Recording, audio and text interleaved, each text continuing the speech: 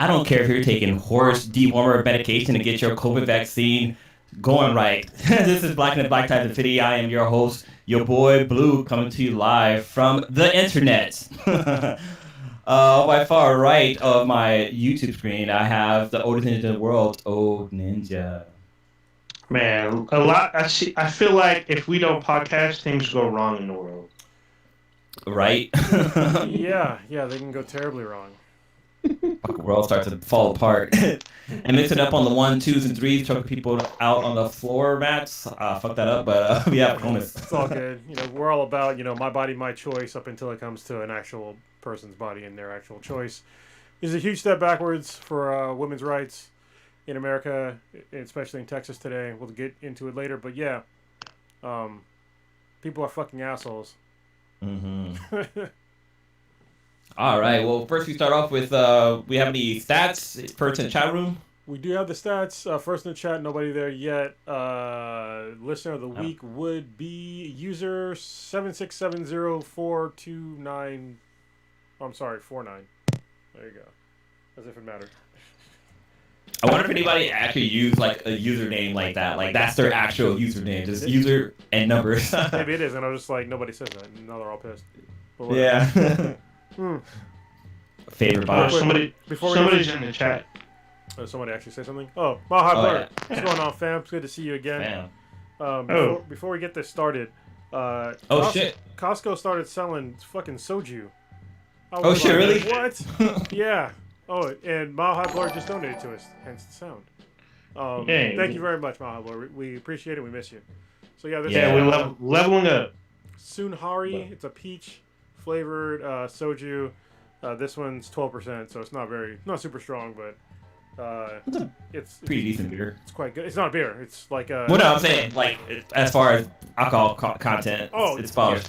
It would be a very strong beer. Yeah. Yeah. Dude, Costco don't fuck around with alcohol. Like they have like some amazing selections. Like a couple of weeks ago, I got that on the rocks, like this little cocktail thing. You just basically pour it on rocks and that's it.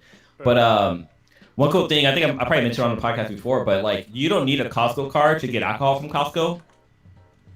If you're only getting alcohol, you don't need to have a Costco card. You're able to purchase alcohol. And the reason why I know this, actually, I just wanted because I saw it all over the internet and TikTok and this and that. And I was like, this shit can't be real. But I asked one of the ladies at the pharmacy about it. She's like, yeah, you can get your prescriptions filled at the pharmacy at Costco for free without having a membership, and you can also get alcohol for free. But you can't get anything else. Like you can't buy clothes and alcohol. You just got to get alcohol. But what you can also do is if somebody that has a Costco card, if they got you a gift card for Costco, you can use that gift card to buy stuff within Costco without having a membership. Nice. And if y'all didn't know, like Costco is like one of the largest, if not the largest reseller of alcohol on the fucking planet. I know, especially for wine, the world's largest. But there's amazing deals for booze at Costco. One of my favorite ones I get all the time is the Kirkland American vodka. You get a fucking liter and a half of vodka, enough to kill basically any single person, alive today in like a single sitting. And it costs like $13. I have no idea how it costs $13, but it's enough vodka to last you for a minute. So, and I get it quite frequently. Yeah, their Kirkland brand is no joke. Like that shit's probably up there with like the high end alcohol. Well, I want to try their bourbon. Well, because most of their Kirkland brand stuff is really just relabeled from other things. So that's why they taste all their Kirkland brand stuff is really good, because it's just most of it is rebranded stuff.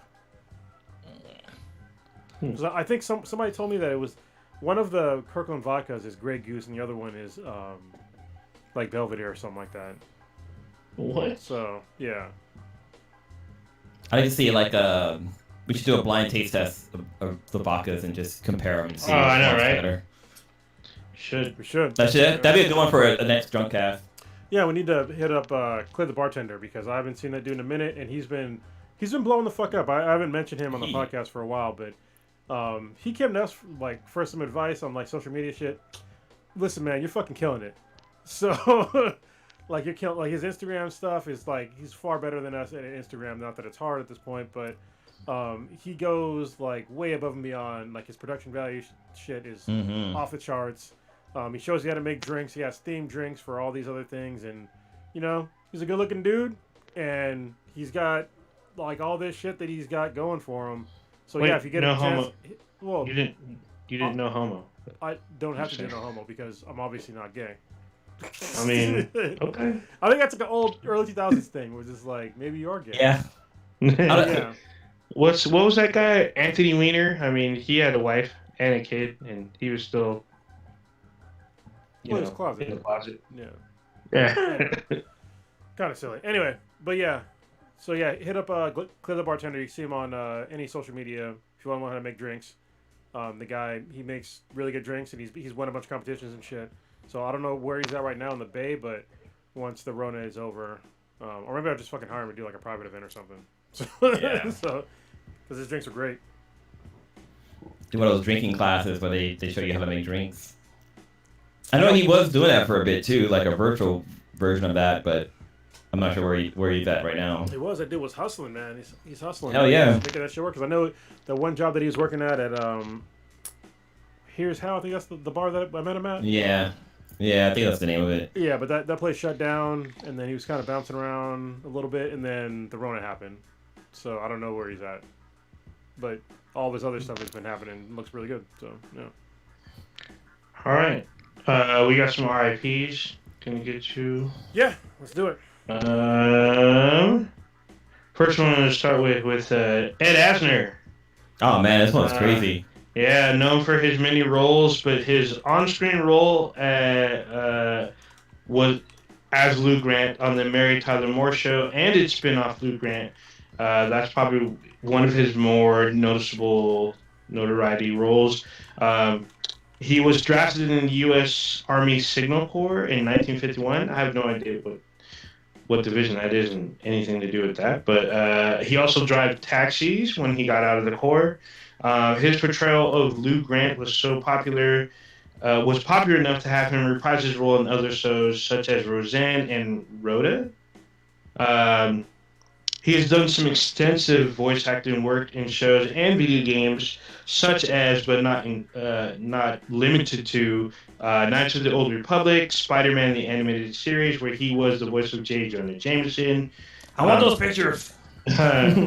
Gargoyles, or Disney's Gargoyles, depending on how you want to brand it. Batman the Animated Series, and in DC Animated Series and Films, or the DCAU, as it's more commonly referred to. He was the voice of Granny Goodness, and in another show. And my personal favorite voice he did was the voice of Ed Wunsler Sr. in the Boondocks. Probably his most memorable character voice is the voice of Carl Fredricksen in the Academy Award-winning Pixar. Oh, we lost him. Live action. Wait, what? You cut out there for a second, at least for me. Oh, no, still here. Shit, But you said Pixar. Yeah, Pixar film Up. That's where most people will probably remember him from. What was that? Oh, some of his more recent live-action work was him playing Warren Buffett in HBO's Too Big to Fail, the Netflix series Dead to Me, as well as Cobra Kai, and his appearance in Not Another B Movie showed how versatile he was as an actor. He has won 7 Emmys, making him the most Emmy award-winning male actor. He was inducted into the Academy of Television Arts and Sciences Hall of Fame in 1996. He died of natural causes at his home at the age of 91. Dude, it's crazy when the voice work he's done and the acting stuff he's done, man, it's a long laundry list. But I forgot he was in Cobra Kai. He played what's the name, stepfather, who fucking basically beat his ass and called him names and told him he wasn't worth shit. Pretty much. And even like as he's like dying in his rich house, he still calls him a bitch. But, Yeah. I mean, not in so many words. Well, I mean, he doesn't call him directly, but he indirectly calls him a bitch. And he said like, oh, he talks hella trash about his mom too, basically saying that she was just a good piece of ass. Yeah. Well, what's kind of crazy about him too is that like when it was announced that he had passed away, I was going through TikTok and he posted a video saying that he was still alive, and I was like, oh shit, he's still alive! Like, what the fuck is all these rumors going around? And I looked at the date, and it was like literally like a week before he actually turned around and passed away. I was like, holy shit, that's fucking eerie as hell. Yeah, the week before he was posting on social media because he was doing some stage acting stuff, and he wanted to do 6 one-act plays in a day, which is if you're, I mean, we have acting friends. It's kind of a lot in a single day. So, but I mean, he was 90 and still working. In fact, he has a movie coming out later this year, I believe. I didn't get the name, but um, Disney Plus Disney Plus released the spin-off series to Up called the Doug Doug, Days. Doug Days. Yes, that's it. So it just released, I believe, a few days ago. So you can see him reprise his role on the show. So I mean, it's mainly about the dog Doug, but he's in it. But Asner's in it. R.I.P. to my dude. Next up, we have Sonny Chiba. So I'm probably gonna butcher this, but born, I believe it's pronounced Shadow. Or Sadaho? Yeah, Sadaho. Born Sadaho Chibi. That does that good. And later it changed his name to Shinichi Chiba, best known by his stage name in the West Coast as Sonny Chiba. He was an international martial artist. He was in a series of films, starting with Police Department Story, not to be confused with Police Story. He's played Oyama in a trilogy of films of Champion of Death, Karate Bear Fighter, and Karate for Life in the late 1970s. In 1984, he received a 4th-degree black belt, and he also held black belts in Jiu-Jitsu, Shonichi, Kempo, Judo, Kendo, and Goju-Ryu Karate. I don't know why I'm tripped up. He is in the crazy sequel to the cult film Battle Royale 2. He's also in Kill Bill Volume 2 as Hattori Hanzo and Fast and Furious Tokyo Drift as Kamada, Yakuza boss and uncle of the main antagonist. You say arigato like we say arigato. That's that guy. He has appeared in 211 films, and he has directed 2 movies. Chiba died on last Thursday. Actually, no, I'm sorry, 2 Thursdays ago of COVID-19 complication, according to his agent and manager, and it said according to via Variety, he was 82. Bond of Justice, Kinuza will be his final role, which is yet to be released. And last up, we have Matthew, I believe it's Mindler, Matthew Mindler. Child actor best known for his role in the film My Idiot Brother with with Paul Rudd. There you go. And in the film Chad and American Boy, he went missing near his school, Millersville University in Pennsylvania. He was found 5 days later. The 19-year-old actor was discovered in a wooded area in Maynard Township after a search team of 40 people. The cause of death is still pending, but the matter was ruled a suicide by the Lancaster County Coroner's Office. So if there's updates to this at their trial play, we will try to let you know. But RIP to the young actor. And that's it. Yeah. So, hey, quick shout out to Padma Lakshmi. Warrior Fella just gave a shout out to her in the chat today. It's her birthday. Look it up. She's fucking hot as hell. She's an actress from what show? What show is it? Wait, no. Is she Arthur? An Arthur. She's a model. She has written some books. Oh, she's pretty. Oh my goodness. She was in Star Trek Enterprise. She's in Enterprise. She probably had like a small role. Yeah, she must have had like she's pretty. Okay, yeah. I see you. Oh, there's a picture of her in Aziz Ansari. And was she dating Anthony Bourdain? Wait, is she the one that... they bonded. Because he was dating that other chick. Yeah, he was married that chick who had sex with that kid. Oh, yeah. Oh. Super cringy. But yeah, okay. Sure. All right, where to first? You want to go off and talk about Texas since that kind of was the start off the thing, or you guys want to start off on some fun stuff? Before we get fucking serious. It's up to you. So I want to talk about something that's not on the the list. It's actually kind of on the same kind of tip, but so it's the Twitch blackout type, or a day without Twitch, or whatever the hashtag is. Basically, it was a bunch of famous Twitch streamers decided to not stream today to protest the hate raids that have been going on.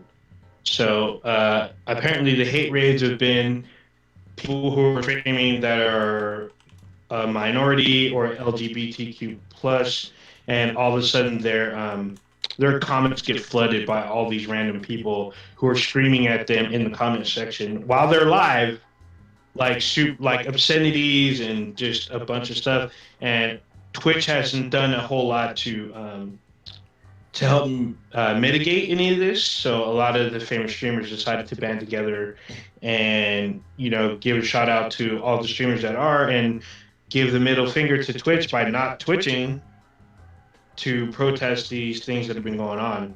You guys heard about this? No, that's the first time hearing about it. No, I had no idea. Yeah. But I mean, Yeah. the hate is real for like a lot of people, and I don't think people recognize that there's a lot of really shitty people out there that just like spread all kinds of. If you're on social media, like you already know, especially if you're a minority. Shit, we get it. Yeah, we get it, and it's just like these people are they're living these really shitty lives, and I feel bad for people that literally take time out of their day to try and use like some racial epithet or some really hateful speech to just try to make somebody else's day worse. And it's just like how good is your life if that's like your goal is to hop on the internet and spread all this nonsense. But it affects a lot of people. Yeah. And I don't think that people really recognize it's easy for me with my background just to say, hey, just get some thicker skin. But it's like, man, if you're not used to like that hatred in your life, it's like it's hard to, if you never had a chance to grow thick skin. I mean, like that's gonna come at you hard. So yeah. Yeah. So the hashtag is a day off Twitch. Yeah. And this is to protest like all the hatred that's been going on. Apparently, what Twitch did is they expanded their tag list to include gender, sexual orientation, race, nationality. I don't know what ability is supposed to mean, but also mental health and other tags. So you can literally look up these tags that a streamer has, and then go to their channel and just flame them. And the thing is, there's been like literally an influx of like 30, 40, or hundreds of people slamming on these people. And the weird thing is that some of these people have multiple accounts. So they'll go in, say a bunch of shit, log out, log in with a new account, go back, and do it again, say a bunch of shit, get their friends to do it. So it's like a huge onslaught of just vitriol and hatred and just stupid shit. I guess I would say, like, even though Kronos is saying that there's people who are taking time out of their day just to spew heat or hate, it's most likely a bunch of kids that think that they can get away with stuff. And I think if Twitch issued harsher punishments for these people, they wouldn't be doing that shit. Especially if they're like, putting them on blast. Like, I mean, I know Activision banned 100,000 like cheaters in a single day, but I mean, it took them like literally a year and a half, 2 years to get to that point. So, I mean, who knows how long this abusiveness will last on Twitch unless they're able to somehow help out these streamers or get content creators better protection from, people that are abusive. Yeah, it really sucks. Like, if it is like young people doing it, I want to say they're trying to do it to be funny, but like nowadays it's hard to even fucking say like if it's out of them trying to be funny or they're just out there just to fucking try to hurt somebody or they're just fucking bored basically. But yeah, it sucks that they basically put like a bullseye by using the hashtag that'll just take you directly to these people. Like it makes sense in kind of a marketing type way, but then like the fact that somebody's used it in another way, it just completely fucking sucks. And all I gotta say is fuck Twitch because I still can't get it to work on my PlayStation 4. Wow, really? Yeah. Yeah. I haven't tried streaming in the longest, like probably like a year or so. But last time I tried it, I couldn't stream. I mean, I could stream. I just couldn't interact with anybody who jumped into the chat. Yeah. Which is that's like, what's the point of playing? I use my phone to chat actually. So when I stream, I don't pull up the chat window. I use my phone because I get the full screen. So it's a little funky, but it still works. I have to try it on my PS5 though. Yeah, try the PS5. I haven't. I've done a little bit on the PS5, I think, but it probably tends to work better. So. Does the PS4 camera work on the PS5? I don't know. It probably does. I don't know. You gotta look it up. You should use those exact words and just put it in Google. Yeah. That's one of the things that I can't stand about Facebook is that there's like all these groups that I'm in or just people in general. They'll ask a question on Facebook and it's like, motherfucker, you could have just put it on www.google.com, the same exact question, and got an instant answer. Why are you asking all these people? I only had to type in 4 words and like the automatic like fill thing popped in what I needed to look up. And it actually, yes. It's because it's listening to you. It's yeah, it already knows. Yeah, it already knows the predictive text. I love how the answer is in bold compared to like the rest of the text. Like it says, best answer, yes. But it says, but you'll need an adapter to use it with the PS5. The adapter is free for anyone that owns a PSVR headset. Oh, interesting. What kind? Yeah. I wonder why you need an adapter. Sure. I don't know. Oh, what happened? You cued them. Now they know everything. I heard the beat. Yeah. Oh, yeah. Yeah, FBI might come to your house asking where Prodigy is. FBI, open up! Yeah. Do you know, are you associated with Cthulhu's Prodigy? Do you know where he is? Tell me right now. I'm pleading the fifth. F-I-F. Fifth? I'm going to tell you shit. Oh, yeah, we forgot to say where those guys are, so yeah. We already know. Prodigy's on the run. We already know this. I mean, we can't rat him out, at least not yet, but... They haven't thrown any numbers at us, some money figures, because everybody's got a price. That's $5 and a Big Mac? Oh, man, it's on.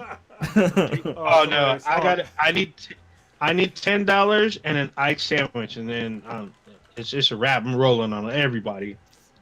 All I need is 49 cents and a and a rib. Papa Bear just posted something that was pretty funny in the chat. I was talking about like the whole Google thing, just like you put it in Google. He said, look up LMGTFY, and it basically means let me Google that for you. So you put that in, Google or whatever your search browser is, and it says let me Google it for you. You just put in your actual fucking question, and it's random. That's awesome. People are dumb. That's awesome. Yeah. Is that a URL, right? Awesome. Yeah. I don't know. It's lmgtfy.app, but if you just look up lmgtfy, it'll come up. That's awesome. I wanna talk about this before we go, because I'm probably the only one that's seen this film. I saw Candyman on Monday, and I was actually. Wait, what did you see? Candyman. Wait, what? Don't do it. Don't. I know what you're doing. I know what you're doing. Wait. We don't say his name, but yeah, it was a pretty interesting movie. It was layered the way that I did. I thought it was just going to be like kind of a reboot or a remake, and I was like, I mean, I guess because I really like Candyman, but then when you watch the film, it's like super layered, like kind of what it's what you would expect from Jordan Peele to like have layers and double and triple meanings and things like that. And it's weird because when you're watching it, it feels like a reboot, and you're like, well, there's parts of this story that didn't happen in the first one, but then as the movie keeps going, they kind of peel back some stuff. And they kind of changed the narrative to where Candyman is a legend in the hood, right? And because it's been passed down for decades, parts of the story changed as it went from, person from person. And it's not a written down story. Well, I guess it's an auditory story based on the reporter who went in, or the college student that went to to report on it in the first film, but when you see that certain details are kind of changed, and then like you hear different stories that pop up that flesh out the original story, you realize like, hey, this is like an expansion on Candyman's history. There's more to it than what we got in the first film.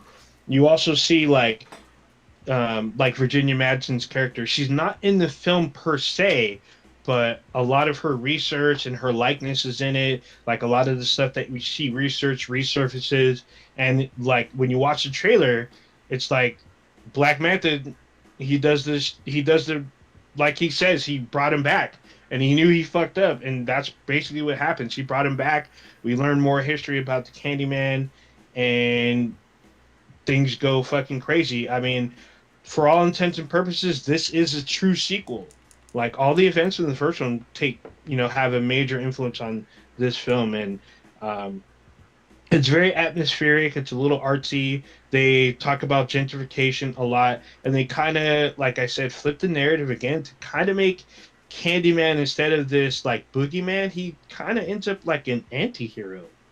It's kind of weird, but it worked. It worked really well, and I don't want to give too much away because there's a lot of twists and turns. If I spill out the story, you know, you'll probably just wait for video. But I encourage you seeing it like with a really good sound system, and maybe watch it in the dark, and you'll get those Jordan Peele like classic like horror gore kind of stuff that we've seen in like Us and Get Out kind of stuff, where all of a sudden things are like nice and cool, all of a sudden like ridiculous gore.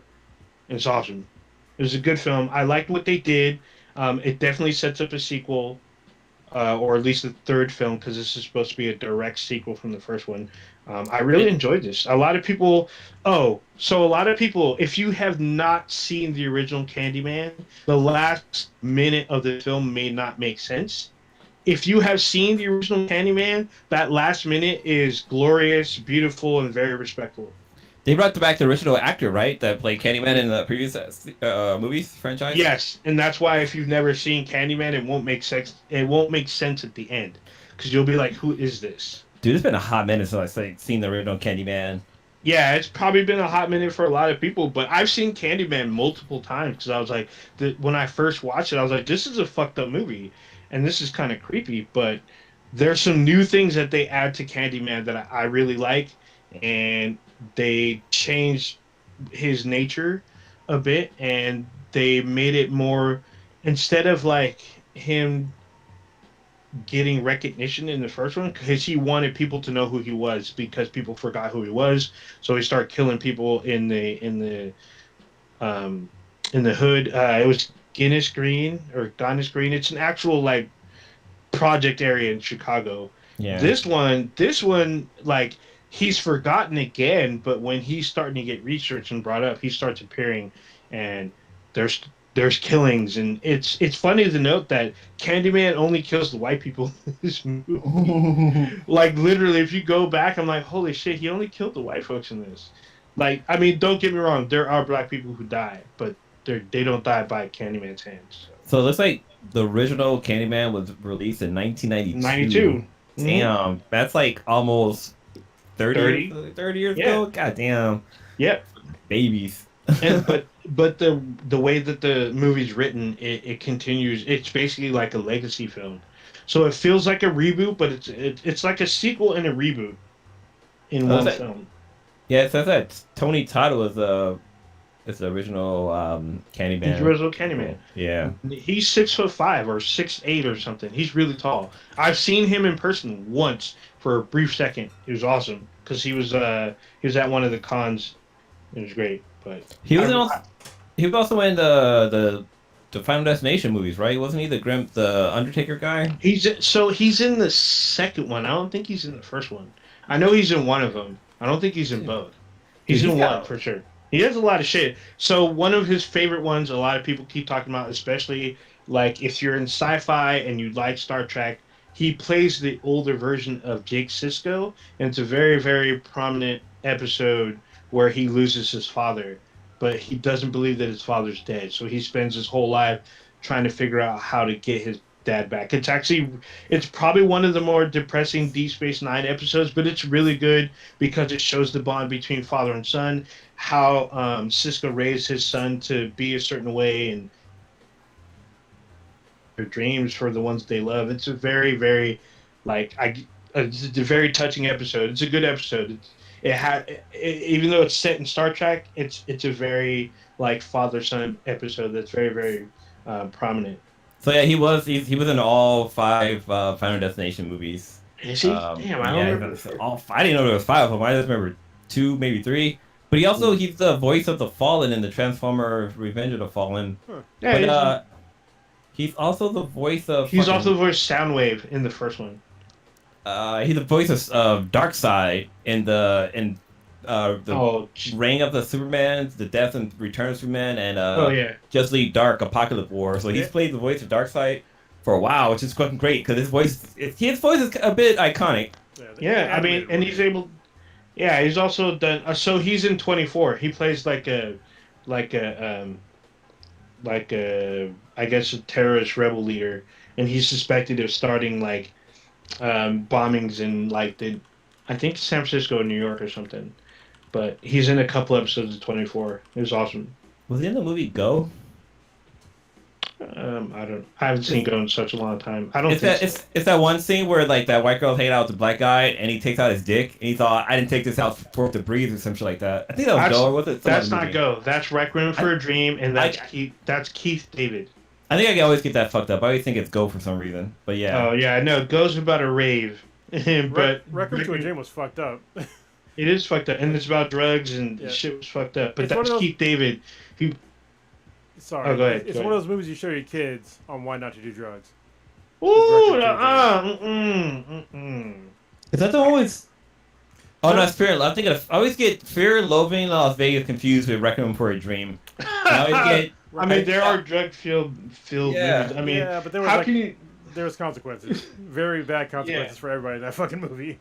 Yeah, I mean, dude, Requiem for a Dream, like they have like if you watch the uncensored version, they have the double-headed dildo party.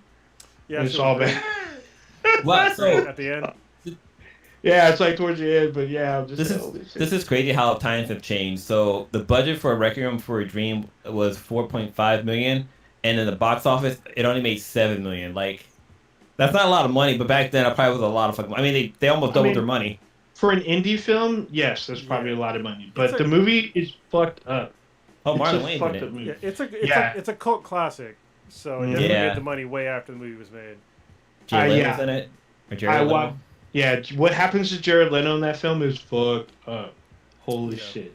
I don't know. I didn't know he's been acting for that fucking long. Yeah, he's been acting for a long time. But like the Requiem for a Dream is definitely a reason not to do drugs. But I would not Yeah. like it's funny because we talked about if you want your kids not to do drugs, you sit them down, you make them watch Train Spotting, and then you make them watch Requiem for a Dream back to back, and they'll Yeah. never do drugs. Yeah. They'll never do drugs. It's all bad. And they Yeah. well, Clockwork Orange too. I think that might be a good one. No, that one's kind of weird. No. That's not very drug referencing. Yeah, it's not a drug-induced film. Well, Yeah. but hold on, it is, but kids won't get it because like when he's drinking milk, he's doing drugs. Like I think it's some sort of opiate that's in the milk. That's what gets him high. Yeah. So, but kids aren't gonna get that unless Yeah. unless you watch this episode of Black Dust Infinity. But also, this is 18 plus. So why the fuck you watching this, little kid? What Do is your your homework. What is Requiem for a Dream rated at? That's probably a fucking hard So R. there's two ratings. There's a because there's I think an NC-17 or an unrated version and then an R-rated version, and I've seen both. Cause like I was like, holy shit! I watched one with the dub- bills at the end because that chick has some nice ass titties. I'm just saying. Yeah, yeah, because it has Jennifer Connelly in it, and she shows her bush. But then, like when they have the party, because they show them like using the double-headed dildo, and I'm just like, so the R-rated version they kind of cut. They're still at the party, but they don't really show motion and bodies. And the unrated or the NC one, they show them like doing the damn thing. I'm just like, holy shit, some craziness. So right now you can watch it on HBO Max if you have a subscription. Oh, there you go. Check out Requiem for a Well, Dream. what version is it though? What's it rated? It doesn't say. I I mean- just typed in where to watch it, and it just says you can watch it on HBO Max. Even like the quote unquote tame version is still fucked up. I mean, shit Yeah, I still know. happens. People lose Yeah. limbs. Mm. Chicks become whores. You know. Yep. Oh, and moms become psychopaths because there's the mom who because they don't show just illegal drugs. It's also prescription drugs that people abuse in the film, and it shows what happens to them, and it's real fucked up. Yeah. All right. Real fucked up. Speaking of real fucked up, let's talk about goddamn Texas. All right. My God. So Texas today, I think it was today, right? Today. Yeah. I'm pretty sure it was Yeah, today. it's today. This Morning. Yeah. So they passed. Shit, I'm about to sneeze. I'm gonna try not to though, and just keep it fucking rolling.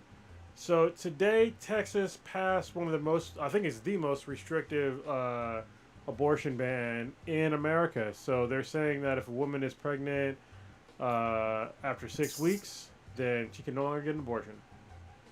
It usually takes 6 weeks for a woman to find out that she's fucking pregnant. Yeah. Because that's like,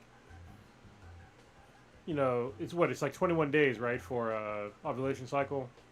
Yeah. So, 20, yeah, 21 or really- 28? Something I think it's 28. Yeah, 28 because that's lunar cycle, right? Jesus Yeah. Christ, Cronus. What the fuck? And I live with a bunch of women. I should know this. Or Yeah. women and little kid. But yeah, that's not too far off from that. So if like you're thinking that you missed, your period and like wait an extra week or two, then you're fucked. Potentially. And I still don't understand. Listen, if you're some conservative person, listen to this podcast. I'm probably gonna make you angry if you're on the wrong side of this, of thinking that you think that life begins at conception, like when the sperm gets into the egg. If you think that, then you're a fucking moron. Because what if it just took like a whole bunch of women that were in Congress or whatever, and they passed that? Well, if you're jacking off and you don't, it doesn't become if you don't make a woman pregnant, then you're basically killing all these babies. That's like 1 million deaths on your fucking dick. Like, that's how dumb you motherfuckers sound to me. Several million deaths. Yeah, I've committed super genocide with my fucking sperm. Just this week. Oh, god dang. Them shits ain't going nowhere. I'm just saying. Yeah, I don't understand why men and brainwashed women want to push this narrative of you need to have this baby if you're pregnant. No, like, I understand at some point, yeah, there is like a moral dilemma, but when the baby is literally just like a clump of cells, like it's not life. And if you want to say it, that's life, then okay, I guess a fucking tumor is life. Yeah. I don't really understand the bullshit arguments. You can come at me if you want, but you're gonna sound stupid as fuck. Let a woman choose what they want to do with their bodies when it comes to this sort of thing. I think the current laws and the vast majority of the rest of America should hold. Yeah, there is some point to where, yeah, I mean, if you got like if you have a heartbeat, even then though, I mean, like, what if the baby is gonna be like super fucked up? That's what nobody thinks about. Or what if the mom can't provide for the child? I guess it's adoption, but at the same time, it's like, do they need to like potentially risk their life? Do you know if it covers like any rape or like incest? No, incest and rape is not covered. No, it's there's not. There's no specific language towards it. So if you're a 13-year-old girl and you're molested by your uncle or whatnot, or whoever, by a male family member, and you become pregnant, especially if you're that young, you're probably not going to tell anyone. And by the time you start to show, you're kind of stuck. Yeah, So. I think it's super fucked up for us to like really, especially in the same time of when like all these stupid people are like, oh, well, I don't want to wear a mask, I don't want to get the vaccine, my body, my choice. On the same fucking vein, you have women out there that need this medical service because of really fucked up things that can happen, or just a simple mistake that can happen. But you're gonna force them to take a child to term. It's fucking wrong. And I think that when people don't understand that it's wrong, like you have literally zero empathy. And to me, like we're not even on the same fucking team. I think that one of the things that I heard over the past week that really stuck with me was that I think that the goal for people on planet Earth, one of their main goals should be to at least lessen human suffering. That's like a fucking bare minimum, is to lessen human suffering, and laws like this are definitely going to metastasize human suffering by forcing women to carry children to terms that they didn't want, and or that they potentially didn't want, they didn't know they were going to have to begin with. They didn't have enough time to really prepare for this. They might not have the financial means, or it could have been like something even more horrible where they get raped by somebody. And for a bunch of people to say like, no, you need to carry that child to term, there's like zero empathy there, and I don't understand why people aren't on the right side of this. What are you guys' thoughts? Blue? Well, the whole shit's fucking ridiculous. Like, I've always been pro-choice. A woman, she can do whatever she wants with her body. The fact that I'm trying to find out, like, so what if they, like, leave the state? Like, say a woman's pregnant, she's like, I don't know, let's say she's 2 months pregnant, she goes to another state to get an abortion. When she come back, is she arrested? Because I think I've heard that, like, that could be the fucking case. Like, the fact that she knew she was pregnant, she went somewhere else to get it. It's crazy that laws are out there that control the woman's body, but like Conan said, like, you know, when it comes to a man's body, nobody basically gives a fuck. Well, but hold on, I'll give one small example, only just so it's out there. When it comes to like circumcision, you know, little boys don't get a choice, but that's not anywhere near the scale of having an abortion. So no, but there was a political comic I saw earlier, and it said that, you know, we should tax the church, and then somebody like the other part said, like, you know, the church and state should be separated. Then it's like, well, should we just not include religion into making up laws and stuff like that? Because I think that's where it really comes down to is a lot of the church stuff where they quote the Bible. Like, I think on here the article I'm reading says, like, you know, the Catholic Church was behind this and that, but like, I guess when it all comes down to, because I think another thing they did talk about too is that, like, okay, say a woman brings the baby to term and she gives the baby up for adoption. Like, is anybody going to help? Like, how's the adoption agency down there? How's the foster care? Like, how's those programs there? Like, is there any incentive for a woman to keep the baby? There should be, like, I don't know, it should be something to persuade somebody to not get an abortion. Like, I think that'd be more reasonable than versus saying, like, you can't get an abortion. I don't think that you should need to even persuade a woman to have an abortion. Like, if a woman cannot provide for their child, or something terrible happened to them, like rape, like, why would you want to convince them that, yeah, keep it? Like, what the fuck? Like, in those two situations, like, there's really no acceptable reason for somebody to try to convince somebody under those circumstances to keep the baby. You know, It's just like, even for adoption, like, obviously, you know, y'all know my story. Our youngest daughter, she's adopted, but like, I wouldn't want to force, you know, her birth mother to have a child. Like, what the fuck? Like, that's fucking wrong. Even like when I remember, super stressful, but back when Riley was first born, and if y'all didn't know, like, when we adopted Riley, it was like super last minute. When I say last minute, it was less than a fucking week. Like, we got notified on Thanksgiving Day that somebody had picked us for potential birth parents, and we were on a fucking plane on, I think it was Saturday or Sunday, only because my oldest daughter was here for Thanksgiving. And so we left, I think it was on a Sunday. We left when she left my place, our place. And so we went to Texas, and then we met Riley's birth mother, I think that day, or maybe on a Monday or something like that. And Riley was born on a Tuesday. And I remember after she was born, her birth mother was like worried about, you know, not seeing, you know, Riley again.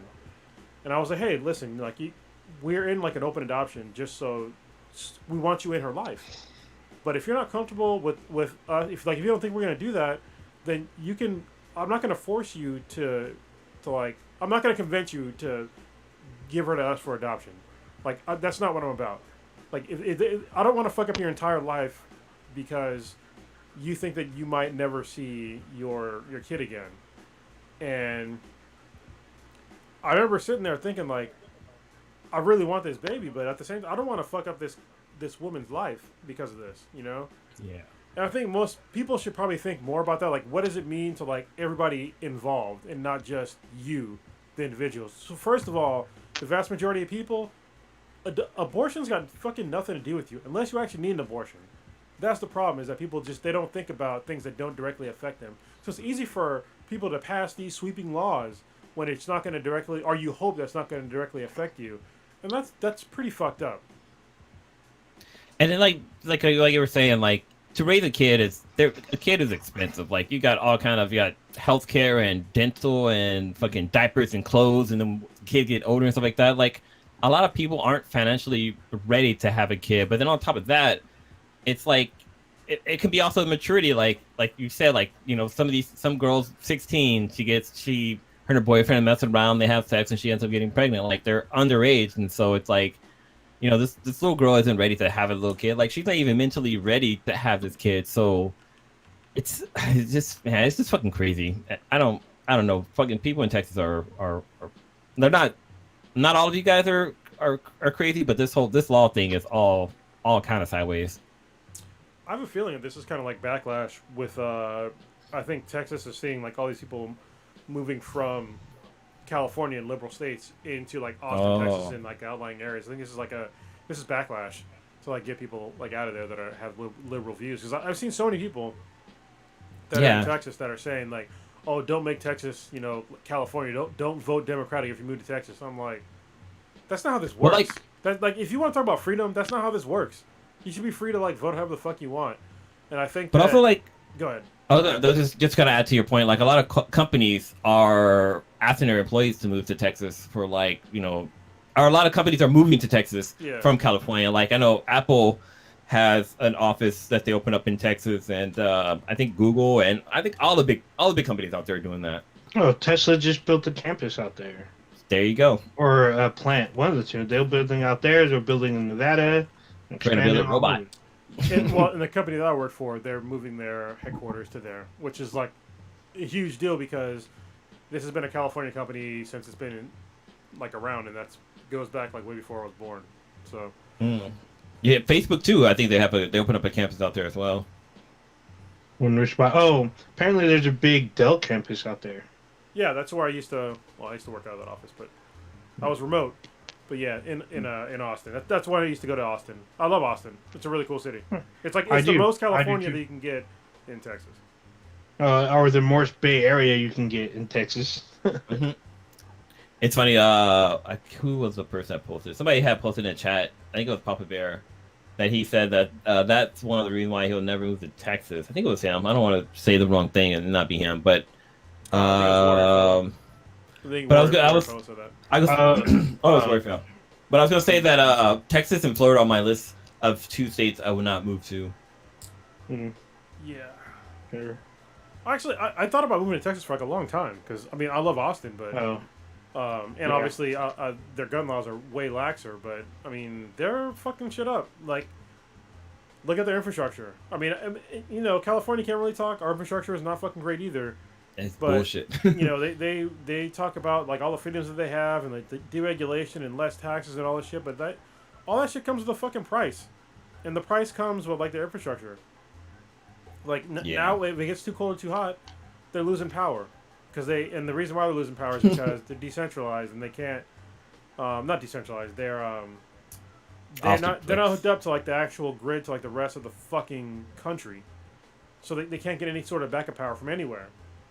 And was it? Go ahead. Was it the president or somebody in Texas that said that about the windmills? They basically said the wind like solar or like clean energy doesn't work in cold weather or something like that, and like that's the reason why they had all these blackouts and people lost power and stuff. And it's like that was Trump. Yeah, they bought the wrong fucking windmills. That's why. It's because they bought the cheap windmills. The ones that aren't designed to run in in cold temperatures, but you have fucking wind farms in goddamn Norway, way colder than fucking Texas. But Texas just wants to believe that, it never gets cold here. But yeah, it does. I was in Texas in like 2008, I want to say. Maybe, no, I was in Iraq then. Probably 2007, 2006. I remember when I first got there was ice in the ground. Like, I flew there, and I got in my car, and I had to roll my car out of ice. I was like, what the fuck? I'm in Texas. Like, why is there ice in the ground? And every couple, they know this. Because I even talked to people that were there. Like, yeah, every couple of years, like, you'll get ice here. And it'll snow, and it'll freeze over. And so people in Texas, their government they knew about that. There was nothing new. But they decided to use the money that they had on other things that had nothing to do with infrastructure. So.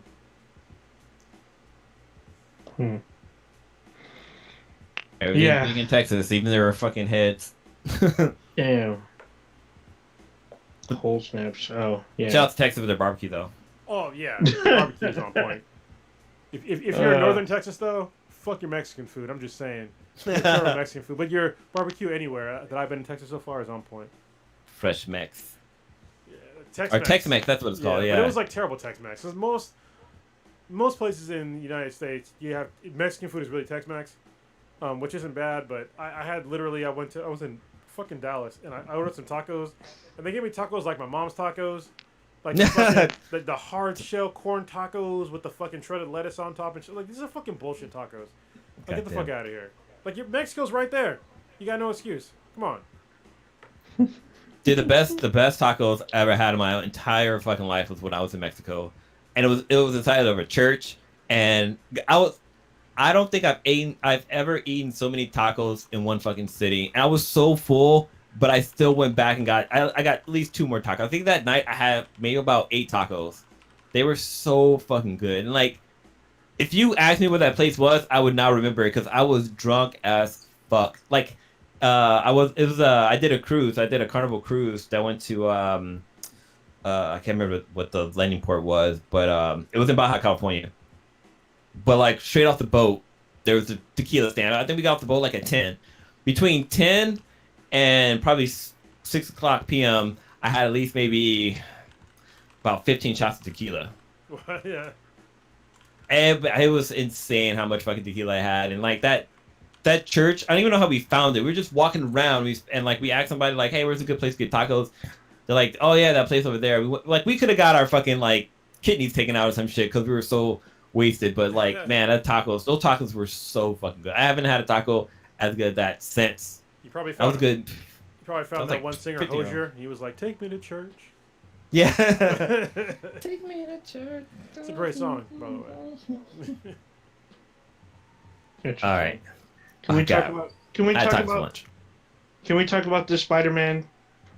The trailer? Trailer. Yes. Yeah. Have you seen it? Have you all seen it? I've seen it a couple times. I've seen it as soon as Stitch was talking about it because he kind of lost his collective shit. I saw the leaked version at first. Oh, I didn't even think it was real because like I saw the leaked version. I'm like, this isn't real. I went on YouTube to try to find it. I'm like, okay, this is probably some fan made shit. Mm. But then the next day it dropped. I was like, oh shit. Yep. Because apparently for like a week, people were saying on the web there's a leaked trailer from some one of the cons. I mean, there was CineCon, I guess, the weekend before or the weekend of or something, and people were saying, "Oh, there's a leaked trailer." I'm like, "Well, I'm not gonna go look for it. I'm gonna wait. If there's a trailer, awesome. If not, that's fine with me too, actually." And then the trailer dropped, and I was like, "Oh shit, this is some craziness on here." Kinda, yeah. I mean, I know Stitch was super excited, so.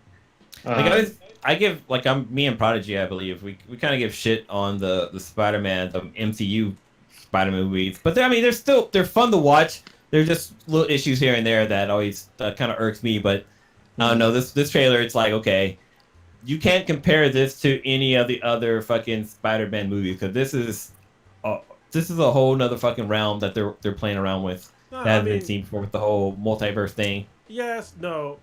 So that's a double no. All right, Blue. First of all, the best Spider-Man movie of all fucking time was Into the Spider-Verse, and second of all, it had to do with fucking multiverse. So yeah, that's true. I forgot about that. I was just thinking about the live action versions. The animated one was above and beyond. Yeah, that's what I keep hearing from like all these people. Like they just seem to forget about Into the Spider-Verse. Like, oh, this new Spider-Man is gonna be the best Spider-Man movie ever. I'm like, no. Into the Spider-Verse was until this new movie comes out, it's probably not gonna be as good, but I'll still watch it. I think I didn't watch the last one. I need to, but You didn't watch the last one? That's actually pretty good. because Into the Spider-Verse was so fucking good. Into the Spider-Verse was so good that I was like, why are we still making live action fucking anything comic book related? Like, Into the Spider-Verse was fucking perfect. Fucking perfect. And we're getting subpar Spider movies still. Yeah. Because look at even in the trailer, I don't remember the whole thing, but there was like a lot of emphasis on a whole other character, and it's like they need to make, if you're gonna make a Spider-Man movie, make Spider-Man the goddamn main person. Like, stop introducing all these other people in like they're the shit. Spider-Man is the shit. All right, they already fucked it up when they introduced Tony into it, and he's like his fucking idol or whatever. Tony Stark. Go ahead. He's Uncle Ben. No, I was gonna say Tony Stark is Uncle Ben in all the recent Spider-Man movies. Which is bullshit. It's like Iron Man can't hold a candle to fucking Spider-Man. I'm sorry, he can't. He's not. He's a worse character. He wasn't written as well. He had definitely more flaws that he didn't correct. So as a hero, he was just the worst hero. But people forget about it because if you watch the movies, you might think that Iron Man's the shit. But it's like, no, like, read the comics. Like, Spider-Man's the dude. And for like the longest time, he was like the number one selling comic on Marvel had for a long time. Like, Iron Man wasn't shit basically until the fucking movie came out. Pretty Seriously. much. Yeah. Yeah. He was like a C or D character. Yeah. Kinda.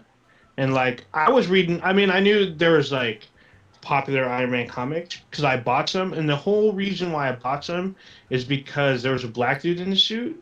I'm like, oh, since when is Iron Man black? And then I'm reading, I actually have it sitting over here. It's Rhodey. He's in the suit as Iron Man, and then when he fights the Rhino.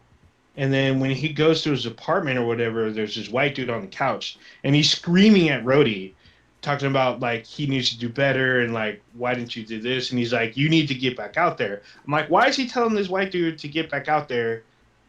And like, I thought you were the hero, but turns out it was the other way around. He was subbing in for Tony Stark while he was on the couch getting drunk and yelling at people. So I was like, what the fuck?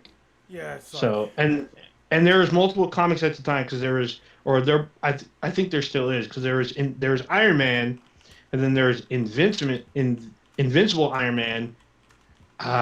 There wasn't Iron Man 2099 yet, but there's like one more. I can't remember what the other one was. But yeah, I was like, there's so many of these, and the story. So, but anyway, going back to the trailer. I mean, yeah, we have Spider-Man and the ramifications of what happened from Far From Home. But we get, Stephen Strange, who, Spider-Man and him work together and saving the world. And based on the trailer, he wants to erase the fact that the public knows who he is underneath the suit. So it's causing him some problems. So Stephen Strange seems to cast a spell to make everybody forget, and it looks like it goes horribly wrong. And based on that, there's a lot of like teasing of what's happening in the film. So it looks like, we're obviously gonna see some of the Sinister Six villains. We're gonna see Dr. Octopus, which we see at the end of the trailer. We see one of the Goblin bombs. And then we hear, the goblin laugh. We see what looks like lightning and sand kind of meeting. So we might get Sandman and Electro in this, but it's hard to say. But there's also confirmed that Jamie Foxx is going to be back in this. So true, it has been confirmed. We don't know if Thomas Hayden Church is in this, but there's been rumors. There's also this really weird, like half a second scene where a figure launches at Peter and scares him, but it hits like a magical wall. The being, it looks like it could be Venom. A lot of people are saying it may not be Venom. It could be Carnage. I heard it's gonna be the. It could be the lizard. Yeah, it could be the lizard. Very, very, very possible. But also in the trailer, there's a scene where Peter's running through the lunch hallway or the lunchroom, and he's wearing an all black Spider-Man suit. Mm-hmm. So it could be him. There could be him taking the place of Tobey Maguire's like Spider-Man, where he's wearing the suit, wearing the black suit, and he has a symbiote on him, and he doesn't know, and it could come off. I Well, like mean, we don't know. well, like some people are speculating that he's wearing the Spider-Man's suit that Doctor Strange creates for him. So it has like the whole mystical powers and stuff like that. So I don't know. I mean, there's so much stuff people are throwing out there, but like. Yeah, because we're not given a lot. I mean, we do see that like his whole life is literally being interrogated. So we see Ned, we see MJ, we see Aunt May in a police like interrogation room. Yeah. Because he's being accused of murder. He's being accused of killing Mysterio, and so he's having to deal with that, with people knowing who he is, and he's trying to get out of it. Well, like there's talks that like there's a scene that Matt Murdock is in, which is the Daredevil, and it's saying that it's the rumors are that the Matt Murdock from the Netflix series is going to reprise his role in Spider-Man, but then it's all rumor. We don't know, but I don't know. I think that'd be kind of cool if they brought him in there, because I know that in the comics, Matt Murdock does represent Spider-Man or Peter Parker, and I can't remember what the incident was, but he definitely help him out with something. Well, it's not just Matt Murdock. Matt Murdock, as well as what's She-Hulk? She-Hulk. Jennifer Walters, I believe that's her name. Yeah. Her official name. Both of them represent heroes throughout New York and through the Marvel Universe. So that is actually a very good possibility that we could see the introduction of She-Hulk, because the TV series will be out next year. She could be introduced as well as Matt, as they work together to represent Peter. Yeah. So a lot of people didn't put those two together, but that's very possible. So people were saying during the interrogation part of the trailer that it's Matt Murdock's arm, and Charlie Cox has gone on record. He tweeted, I think yesterday, that he guaranteed people that that's not his arm in the trailer, but he doesn't dismiss that he could be in the film. So he doesn't speak on that. He just says that that's not his arm in the trailer, meaning that he's not in that scene, but he could be in subsequent scenes. I couldn't see that being him, because the way that person throws down like the file of the all the documents and stuff like that, like a lawyer who's representing you wouldn't do that. That's a police officer trying to throw some fucking evidence at you, basically. Yeah, good cop, bad cop. But one cool thing from the trailer, I'm not sure if you guys touched on this, is that the whole train scene where the train spins around. I'm watching. Yeah. I'm literally watching it right now. So I think that's a huge callback to Tobey Maguire's Spider-Man, where he stops the train. There's that, and also in Into the Spider-Verse, because there's a scene where not Peter, got Miles Morales, where he's like fighting against the Kingpin, and they're inside of a train, and it's going in and out of dimensions, and crazy shit fucking happening. Like they're saying that could be that kind of tie in as well, and it would be so fucking dope if you got like somehow a live action Spider-Man, but then also. Some of the stuff I've been seeing is that the black lady that Peter's talking to on the bridge before they show like the whole Green Goblin scene, that could be Miles Morales' mom that he's talking to, or that Peter's talking to. But Miles' mom is Latina, so she probably wouldn't be as dark. His dad is black, that's for sure. But also the train sequence, it looks like it's in the desert because it's surrounded by rocks. Well, why would be a train in a desert? I mean, the trains cross the entire country, so you need tracks through canyons and whatnot. This looks like a New York style train. Yeah. I think it's Doctor Strange doing Doctor Strange shit. Yeah, it's very possible. It was very Inception-y. This is what I was talking about. When I was watching the trailer, I was like, oh, well, Doctor Strange is in it, and it seemed like an emphasis on Doctor Strange. I'm like, fuck Doctor Strange. Put the emphasis on Peter fucking Parker. I'm tired of seeing, because like in the last one, it was like Tony Stark was the guy. Now he needs fucking Doctor Strange. I'm like, stop. Peter Parker is a good enough character, and he's an excellent hero. Let him do his hero shit. And I think that all these reboots, that's a huge hindrance for the Spider-Man universe in general. At this point in time, I would have figured they would have had Peter Parker having Parker Industries. But they don't, because they keep resetting the fucking timeline on Spider-Man, and they keep making him a little kid again. I'm just like, stop making him a goddamn teenager. You know, stop making him into his early 20s. Show me the Peter Parker when he has his own goddamn company and he's running shit. You know, where he's made mistakes and he's like learned from his mistakes and he's like made better tech and all this other shit. But instead, for some reason in the MCU, they keep making, you know, Peter Parker like a whipping boy. Where like he's dumb. He needs a mentor every goddamn movie, and he can't do anything for himself. So he needs these other ancillary characters that are not on his level in the comics to come help him. Let's just stop. Let Peter be Peter and figure his shit out. You know, one thing I kind of was thinking about the other day was that like a lot of the MCU movies, like the lead character, other than there's a few movies where the lead character it's a standalone movie for them, but for everybody else, there's always somebody else in the, like for Spider-Man, for example, we have Iron Man in all of his movies. We have like Nick Fury and the other ones, blah blah blah. But like Iron Man, the first Iron Man was just Iron Man. Then we have Iron Man and Rhodey. The first Iron Man. So the first Iron Man, like you said, Rhodey's in it as well as Nick Fury. Yeah, but like it's just that's more toward the end. But then like Rhodey, he doesn't really have like an Iron Man. He doesn't have the Iron Man suit. But then like in the second one, then we have more. It's kind of like we got Black Widow in there. We got this and that. And we get more of Pepper. But then like for Captain America, like Captain America and Spider-Man both been like fucking like they've been taken over basically because Captain America, the first one, like it's barely a Captain America movie, but then like the next Captain America movie is Captain America and the Winter Soldier, so like Winter Soldier is pretty much the main focus of that movie. And then we have Captain America Civil War, which is mainly about everybody fighting together. Like it barely even fucking covers Spider-Man, or it barely covers Captain America. I have to disagree with at least with the first one. The first one is very much Steve Rogers. Like it's literally him in the ghetto with his best friend. He gets separated his best friend. His best friend gets opportunity. We see him struggle. We see him volunteer and get picked, and then we see him kind of fall in love. It's very much a Steve Rogers film. And it's very much focused on him. And we lose Bucky in like halfway through the film. Yeah. So I mean, don't get me wrong. We do get a fairly strong presence from Peggy, but she doesn't do the shit that Steve does in the film, as Prodigy likes to remind us because we had a whole fucking podcast about it. And then as well as, I mean, yes, it is about the Winter Soldier, but Winter Soldier's a villain.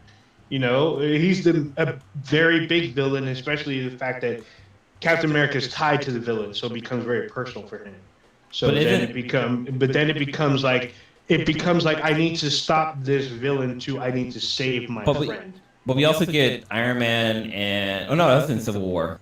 Civil War is like Civil War is like an Avengers film because we get like everyone and we get introduced to the Black Panther. Who else was in Winter Soldier? Because I want to say Iron Man was in it too, because that's where we learned that Bucky killed Peter. Iron Man, that's in Civil War. So the only ones in Winter Soldier we get Black Widow. She's the one that helps him along the way, as well as Agent 13, who's not even in the film that long, even though we get introduced to her character. So at least in Winter Soldier. But then in Civil War, everybody's fucking in it. So that one I can see the argument being that's not a Captain American film. It's like an Avengers film, and they're fighting each other, which I get, but I mean, we follow Steve Rogers the majority of the film, but everybody's kind of in it. I guess in Winter Soldier, we do have Black Widow, we have Sam as Falcon, we do have Agent 13 or Sharon Carter. We get Peggy. Actually, Peggy Carter's in it too, but that's probably she dies. Scene. Yeah, and we have Nick Fury too. And he quote unquote dies in that film. Yeah. So I mean, there's the thing though with these people, with the Marvel characters, it's kind of naive to think that they're all in New York. Like, all this shit happens mainly in New York, and all of a sudden you're not going to call a friend to come help you. Like, it seems a little weird, especially a superpowered friend. Like, if you're, like, going to do, like, a solo mission and you're out by yourself, then yeah, I can see that. But most of the time, people are taking somebody with them. Even Captain Marvel was pretty solo because she didn't know who she was. She broke away from her team, so she had to discover who she was. And even though she had Nick Fury by her side, he was the one trying to help her figure out who she was and what she was about. But he couldn't do what she could do, that's for sure. So I mean, I'm not. It's not as if we haven't seen in the comics, Spider Verse. There was the Clone Wars. There's all kinds of crazy shit where like Peter Parker, his son from 2099, Oh ends up yeah. coming back. So there's all kinds of weird, crazy shit. I know that the Clone Wars, a lot of people don't like because there's a lot of weird shit because like Peter Parker ends up debating if he's a clone and not, and then they introduce the other guy, a clone, who takes on the name of Peter Parker, finds out that he's really a clone, and they kind of switching and shit. So there's a lot of weird shit out there. A lot of people don't. I know that a lot of people don't like the Clone Wars saga, as far as the Spider-Man verse goes. It happens. So It's not the first time that Doctor Strange like does this shit. He does it for shit. He does it for Reed Richards. He versus time and does shit. He does it for Spider-Man in the comics. So so kind of jumping back to Spider-Man. So there's a bunch of theories that saying that it's not Doctor Strange that he's talking to, that it's Mephisto that he's working with, oh because man, why is if everyone you on Mephisto's dick? Why? no, Why are because they so doing this? the scene with him like standing in front of the fireplace, like it's almost like a complete artwork from the fucking comics of Peter. Because in the comics, Peter is outed as being Spider-Man, and so he makes a deal with Mephisto to Mhm. have everybody forget about him being Spider-Man. But Mephisto's like, well, for that to happen, you can't be married to MJ anymore. Like, there's no, you guys don't have a relationship. So he basically has to Wait, make that wait. deal. On top of that, he shows them their daughter. He Yeah. shows them this is what you could have. This is your daughter. If you stay together, people will know you, but you're gonna have a daughter. And I guess the daughter is like she's like very sickly, but she has powers or Hmm. whatever. But I guess she's dying or whatever. And then they're like, well, we can, or I can do this and reset. So I'm gonna take your marriage from you, and you can reset all this. And they're saying that this movie could be an adaptation of that, but instead Yeah. of Mephisto, we would get Doctor Strange, which is possible. We could get both. Everyone's been talking about Mephisto ever since Yeah. WandaVision.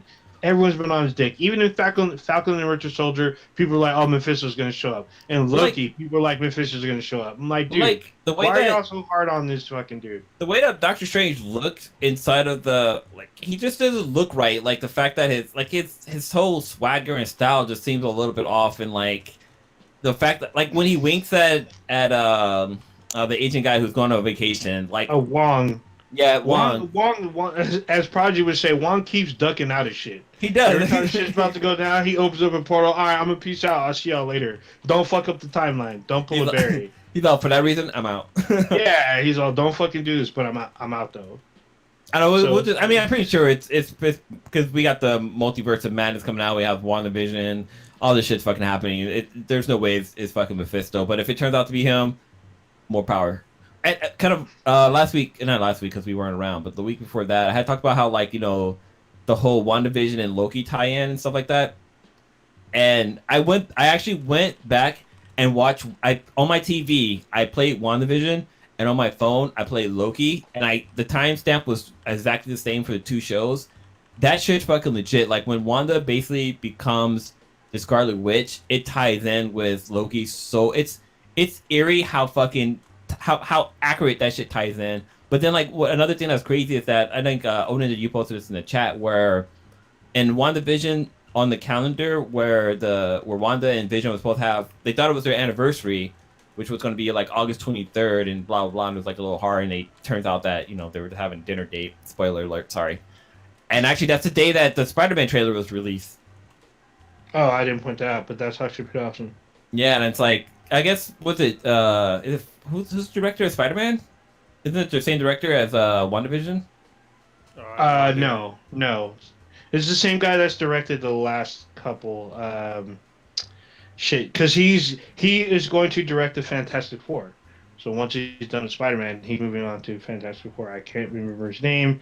He's done some actually. I mean, he made $1 billion off as a Prodigy would say, the European Vacation film Yeah. or Spider-Man European Vacation. Spider-Man But, European trip. Yeah, European Vacation. I mean, we've seen a lot of crazy shit. So, shit, I'm getting the name right now. Hopefully, this doesn't When does automatically play sound when are we because it's not supposed to. when are we getting Spider-Man? It drops Christmas, I Christmas, believe. right? I was like, they're dropping this pretty fucking early. Yeah, it's probably gonna get when anytime. Pushback.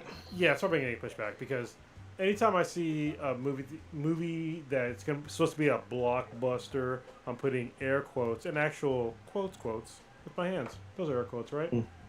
Anyway, Sure.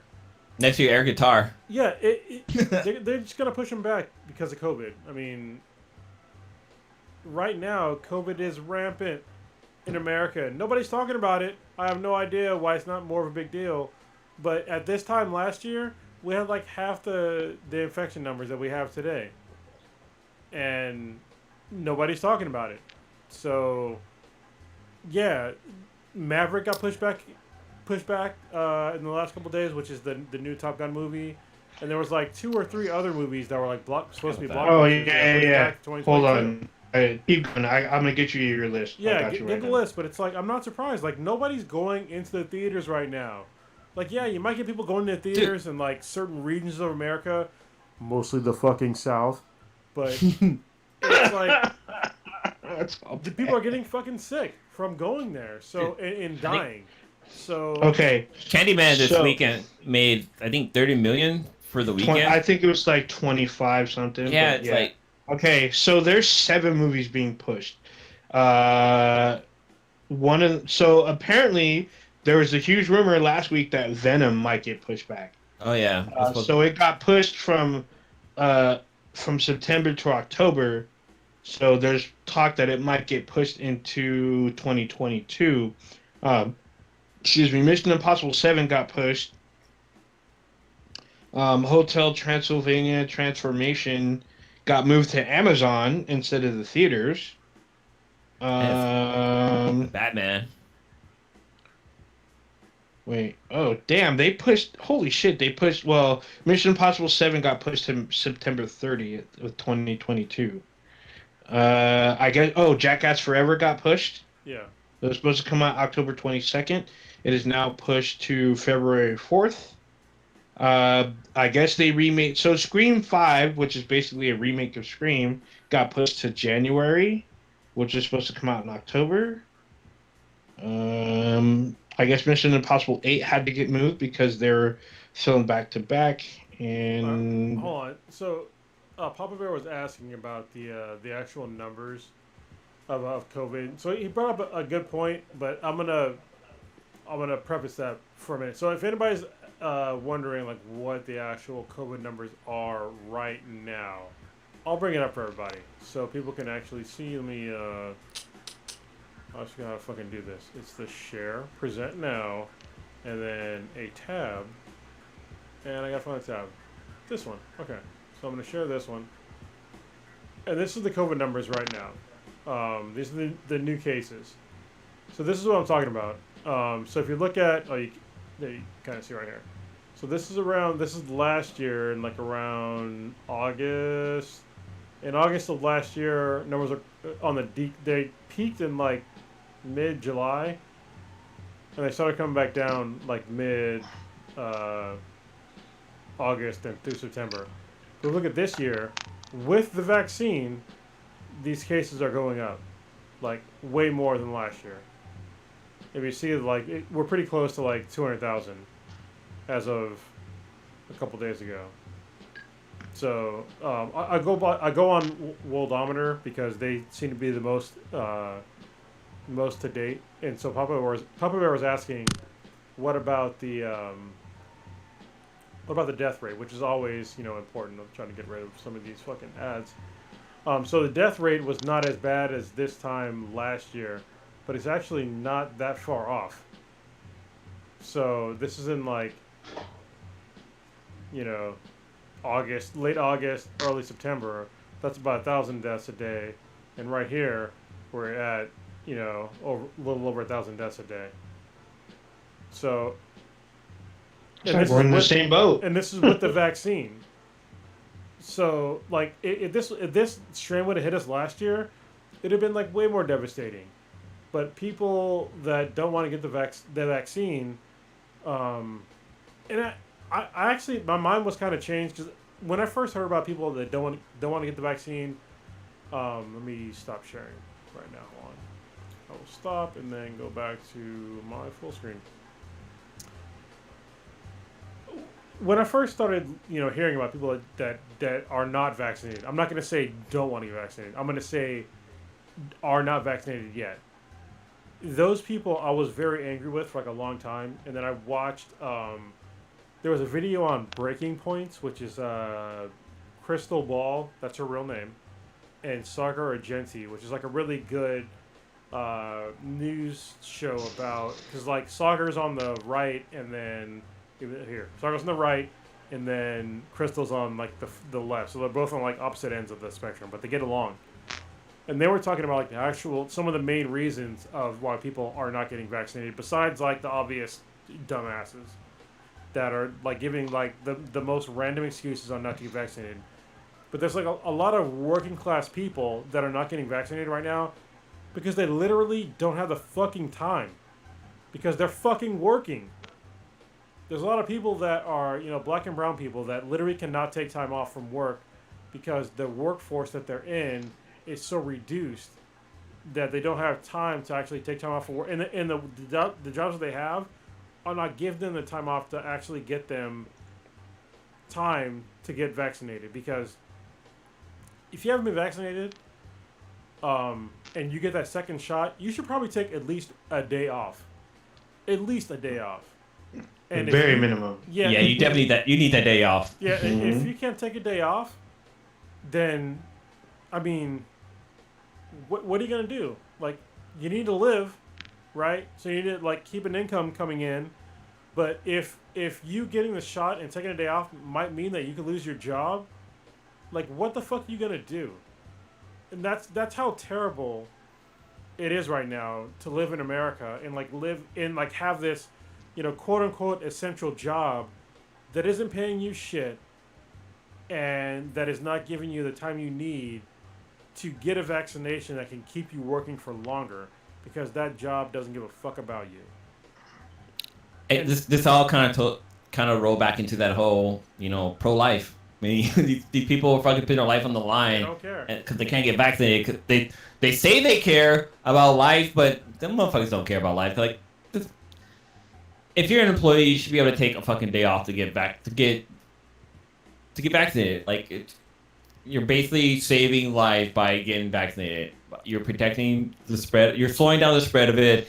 You're protecting yourself. I mean, it's not a fucking cure. You're not gonna. It's not gonna prevent you from getting COVID. It'll just lessen the symptoms, and you have a less likely chance of dying from it. But like, it's worth fucking getting. Yeah, I don't understand. Like, if you're listening to this podcast, everybody on this podcast has been vaccinated. None of us have fucking 3 dicks. I don't think. I don't have 3 Not dicks. yet. I always have one. I'm pretty. I got no superpowers. Yeah. Yeah. Well, relatively healthy. Like, I don't understand like the point of like not, unless you don't have the time, or you've been convinced not to get it. But if you've been convinced not to get it, then I don't know. You could join a cult if you want. The reason why I got the reason why I got the vaccine because I was like, okay, what if it give you superpowers? Like, what's the? It's like that quiz. Like, okay, there's a 50% chance that it will give you superpowers, or 50% chance that you'll die from it. It's like, fuck, what kind of odds? That's some pretty fucking decent odds. I'm gonna get it and see if I get superpowers. So I haven't got superpowers, but I'm still alive. So I mean, I guess it's a win-win. Yeah, I just wanted to make sure that my family stayed alive, especially K-Mac, because she's super high risk. So whenever somebody talks about, not wearing a mask, not getting the vaccine, it's like you could potentially, if she was not vaccinated, you could have potentially killed one of the most important people in my life. And people just they don't seem to understand, like, because it's very simple issues, but they don't want to take the time to like actually think about it. Yeah. They just want to think about themselves, the self. So when these people talk about like freedom, it's like, first of all, you're not really that free in America. I'm probably going to talk to Papa Bear about it, but I want to do an actual episode on Balance Exchange just on freedom, and how free you're not in America. But people don't really seem to understand that, like, your freedom stops to when you could potentially kill somebody. I'll give you one example, and I'm gonna stop talking about COVID and fucking infections and all shit. But um, I was in Djibouti, Africa. Funny name. Djibouti. It's a real country in Africa. It's on the west coast of Africa. The first time I've been there twice. The first time I went there, I had to stay in like a pool house with a major. And the major, I got to sit in on a bunch of like negotiations on like land deals and military deals with the nation of Djibouti. I got to do some like really cool technology shit that I probably shouldn't talk about on the podcast. And years after that, I learned that the major that I was in the pool house with, he got tuberculosis. Because of that, I have the antibodies for tuberculosis. The only reason why I knew that is because when I was supposed to go to Iraq the first time, I had to get a TB test. And when I got the TB test, my fucking arm blew the fuck up. Like, normally we get a TB test to give you like a shot, and it turns to like maybe like a small, they usually circle it. Bubble. It's a small bubble. It's like a fucking mosquito bite. And they circle it with like a pen. And if it gets bigger than like the pen mark, then you know you've been exposed. My fucking arm just blew the fuck up. And so I was like, fuck. And I was traveling for a living. I remember thinking when my arm blew up, I was like, my fucking career is over. If I can't travel for a living at this point in time, like, I don't know what the fuck I'm going to do. And nobody's thinking about that like right now with COVID. Like, what the fuck am I going to do? What if I was worried about, obviously, because when I talk about what the fuck am I going to do, because I couldn't fly. Yeah, I could say, like, oh, I don't have TB, and then hop on a plane and infect a bunch of people that don't have TB, and now they've got TB, and now they've got to do the same shit I do. But nobody thinks about that shit when it comes to COVID. They're just like, nah, I'm not going to get tested. I'm not going to get the vaccine. Fuck all these people. You know, they're so fucking selfish. And this is me in my fucking 20s, when I was super fucking selfish in my 20s. And I was like, if I have TB, like, I can't go anywhere anymore. My career is over. But people are fucking assholes today.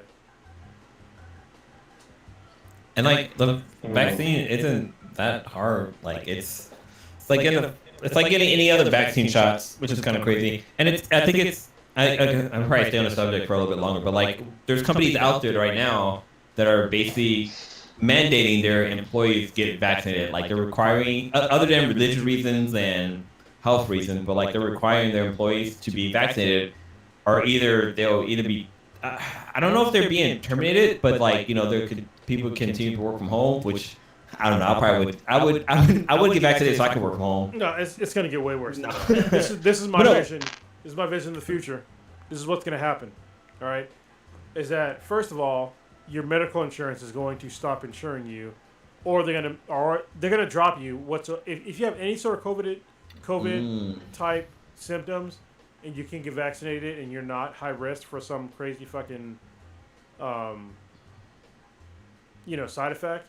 If you don't get the vaccine, they're not going to insure you if you get COVID anymore. Second, which is more important, is that if you get COVID, or if you don't have the COVID vaccine, your life insurance is going to fucking probably drop you. Yeah, and people were in the hospital. So I was in the hospital for 5 fucking days. That bill was a lot of fucking money. I can't. Cause people were in the hospital for like 30 days. That's going to cost a grip amount of money without fucking health insurance. People. I guess ERs they can't reject. Hospitals can't reject you from getting treated and stuff like that. But like, I guess they can still bill you, and the insurance can still not pay for you. Like, okay, so when I was trying to get life insurance, like 10 years ago. This is back when like I used to do like track days for motorcycles, and like they wanted to jack up my rates because I told them I was like, I do track days every now and again. I haven't done a track day in like fucking probably at least 15 years. But I told them like I used to go to track days, and they were like, well, we're gonna have to like increase insurance on that. I'm just like, what? So I didn't get the insurance, but that's what's gonna happen to all you COVID people. They're gonna be like, hey, if you don't have the vaccine for COVID, your insurance rates are going to go through the roof, or we're just going to drop you, and you have no recourse for that.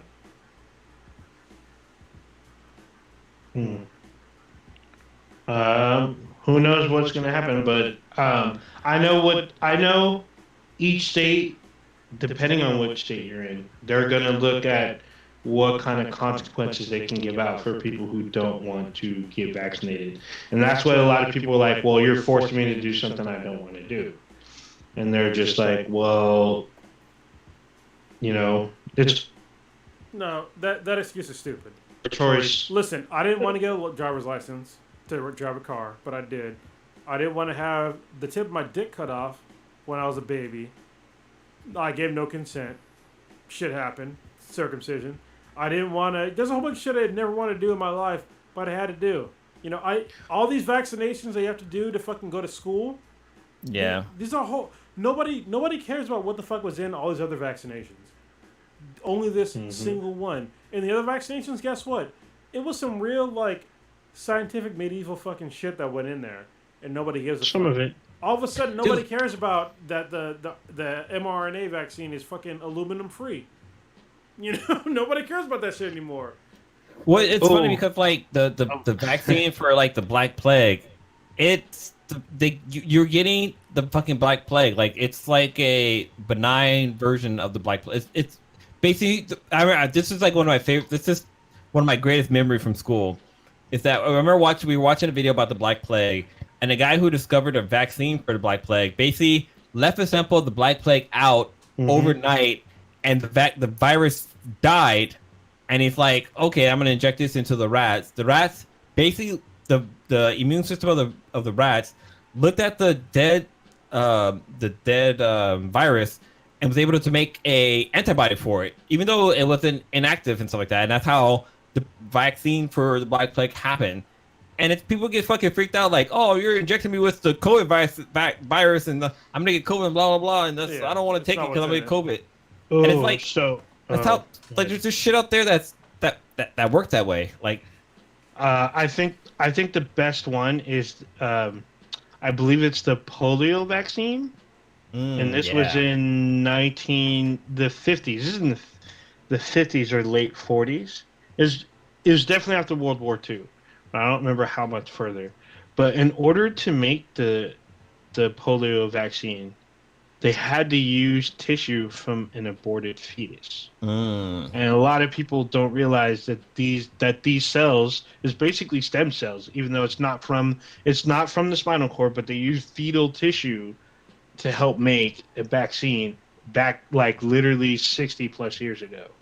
But nobody gives a fuck because everyone gets the polio vaccine. But I'm sure now they probably use a different method, but I'm not sure. I'm not a virologist. But when they first made it, it was made from aborted fetal tissue. Well, the whole cool thing about the RNA, I actually didn't know this until a couple of weeks ago, is that they've been working on this vaccine for a long fucking time. They didn't make it for COVID-19, but COVID is for a COVID or a retrovirus. Yeah, so COVID-19 is just a version of a virus that was discovered in 2019. So COVID was founded in, I think it was November of 2019 in Wuhan, China, or something like that. But it's a version of SARS, and we talk about this on a previous podcast. And they were already working on a vaccine for that, and just they were able to get it all together and rolled out for this virus. I'm like, okay, that's fucking dope. That we were kind of prepared for this, and we have a vaccine, but there's no microchips in the vaccine. There's the technology isn't there for that. For them to be able to track you, and for a reason for a fork to stick to your arm because you got this fucking shot, that's impossible. I think I can't remember who did. There's a science experiment that's on YouTube where for a magnet to be able to hold a fork, the smallest it can be is the size of I don't know, I think it was a quarter or something like that. Not even a quarter. I'll go a little bit smaller than that. I'm trying to remember the video, but it has to be probably the size of the head of an iPod, the part that's sticking in your ear. It has to be that big for it to be able to hold up a fork. Anything smaller than that, the fork is just gonna fucking fall off because like your skin is so thick and like the whole close proximity of it or whatever. Like it has to, you will have to get down to Tony Stark's quantum physics to be able to have like a microchip inside your arm that could create a magnetic field for a fork to stick to your fucking arm at the ejection site. Stick to your head. And if anybody's played Indian poker, you can make a fucking playing card stick to your forehead. Yeah. That's what I don't understand. I can take this as a case. My cell phone fucking not my cell phone. My camera's filter lens come in. I can stick this to my head right now and it's gonna stick. Okay, maybe it won't. It's a little bit too heavy. Actually, I probably can get it to stick. Anyway. There you go. Yeah. Damn. That African forehead grease. That sounds super nasty. No, that's a real thing. But it would be a good name for lube. I'm just saying. African forehead grease. You know what? That's what you would. Yeah, African forehead at least just lube it up. Okay. I'm just saying. I think you have a product going there. We'll brainstorm later. All right. I feel like, man, it's already been over a year. We're still fucking talking about COVID. Like, it's crazy to think that for our generation, or at least in our lifetime, we've experienced a lot of crazy fucking shit. Like, we had September 11th. We're going through a fucking pandemic. We have all these fucking wildfires. We had a dictator president. Like, and we've also had an African American president. Now a mixed vice president. He was mixed too, though. So yeah, he was mixed. True, he was mixed. But I mean, it's like what our parents used to say: if you ain't white, you black. That's true. We've seen like technology change. Like, we were in a generation where the internet was there, and then all of a sudden we have the internet, and we have fucking computers and shit. And we have like VR. And it's just interesting. Well, like, our lifespan has been crazy. No, what were you saying? What I was gonna say is that like we well, I guess not computers. Our generation, the internet was not there for like the beginning of our lives. So we're like the last generation where we remember life pre-internet, where you had to like fucking dial the phone on the fucking rotary and shit like that. It's Yep, or hang your phone on the wall and fucking 8-tracks. Yep. Well, and then you have to have a long ass fucking telephone cable to like rock around the house before they had wireless home phones, all kinds of shit. It's funny. I was just thinking about this the other day. Like, I was walking around with Sebastian, and I saw a payphone, and I was like, oh I stopped. It's like I'm like sitting there explaining how this fucking payphone works to my little kid. I'm like, oh, this is a payphone. Like, on the thing, it said it cost 50 cents to make a call. I'm like, oh yeah, like back in the day, it used to cost like a dime, and then like, I don't know, like a dime and a nickel and a quarter. Yeah. They all had different price ranges, and like, if you're on the call and like your time starts to run out, you have somebody come on the call saying like, you have 5 minutes to continue your call. Please enter such and such that you want to keep talking or whatever. And it's And I was like thinking like, man, like, and I like look at my cell phone, like, I pay like, I don't know, like $100 a month, and I can call basically anywhere almost in the world without being fucking charged. And like, I have infinite data, and I can make like, it's just insane how time has changed from like from using a payphone to like now. And it also made me think about how like, if I was in an emergency, the only number I can remember is my own and the sweetness. Like, back when I was a kid, I knew my mom, I knew my house number, I knew my mom's work number, I knew my godfather's number, I knew my auntie's phone number, my nanny, I knew her number because she was like my emergency contact. Like, it was so ingrained, these numbers, that like, it was so like, I remember a lot of my friends' numbers. Like, there was no reason for me to like have like a Rolodex. I mean, everybody had like that little black book, but like, if you call the number enough, you'll remember that sequence of how you dial the numbers. And now nowadays, if I want to call Kronos, I'll touch go the to name. just touch the name, hit the green little call button, bam, that's it. Like, it's kids don't know how easy they have it nowadays. And then also, so one thing. Song lyrics. When it comes to song lyrics, like, kids have it so fucking easy, because back in the day, when you bought an album, it was rare for the lyrics to the songs to be on that album. You literally have to sit there and like listen to a radio station and try to record it. Blue, how dare you? What are you talking about? Well, it depends on the artist, but a lot of the hold- times, if you had a CD, if you open up the book Shit, like still you're my supposed to, thunder. the lyrics should be inside the fucking I'm book. talking about fucking set tapes. Oh, What well. do you say, Cronus? I was gonna say the same thing, but before Ninja like cut me off.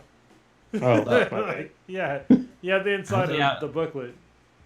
Yeah, in CDs you had the booklets that had like some of the times they'll have those lyrics. Even tapes did. Cassette tapes. It was very fucking rare because the lyrics that would be inside that thing would be so fucking small and tight and like folded out like a goddamn scroll. But like now I can go right now and type in a name and lyrics and I'll get the lyrics to the song. Like You don't even need that shit. You use Shazam, that fucking app. You just fucking. Yep. you use fucking Shazam, but like there's a lot of songs out there I'll be singing it. I'm like, oh, let me look at the lyrics of the song. I'm like, oh shit, he did not say that. I think the most iconic one is the one that goes like, pour some sugar on me because I'm hot and sticky. That's how it goes, but that's not how like people used to sing it back in the day. But yeah, So, just hold on. internet. Papa Bear was saying something on here. He's saying that, well, he said a lot of stuff, but he said, although a lot has changed in our life, it isn't unique. Think of as a teenager in the 1940s, Pearl Harbor, World War, Spanish flu, polio. Well, that was, before that, but commercial air travel, proliferation of automobiles. That is true, but I think technology in general in the last 10 years? not 10. It's in the last like 50 years. Well, the last 40 years. I was gonna say I'm not 50. The last even 30 years have been like so dramatically increased. So Yeah. like before this time frame, things took like decades to happen.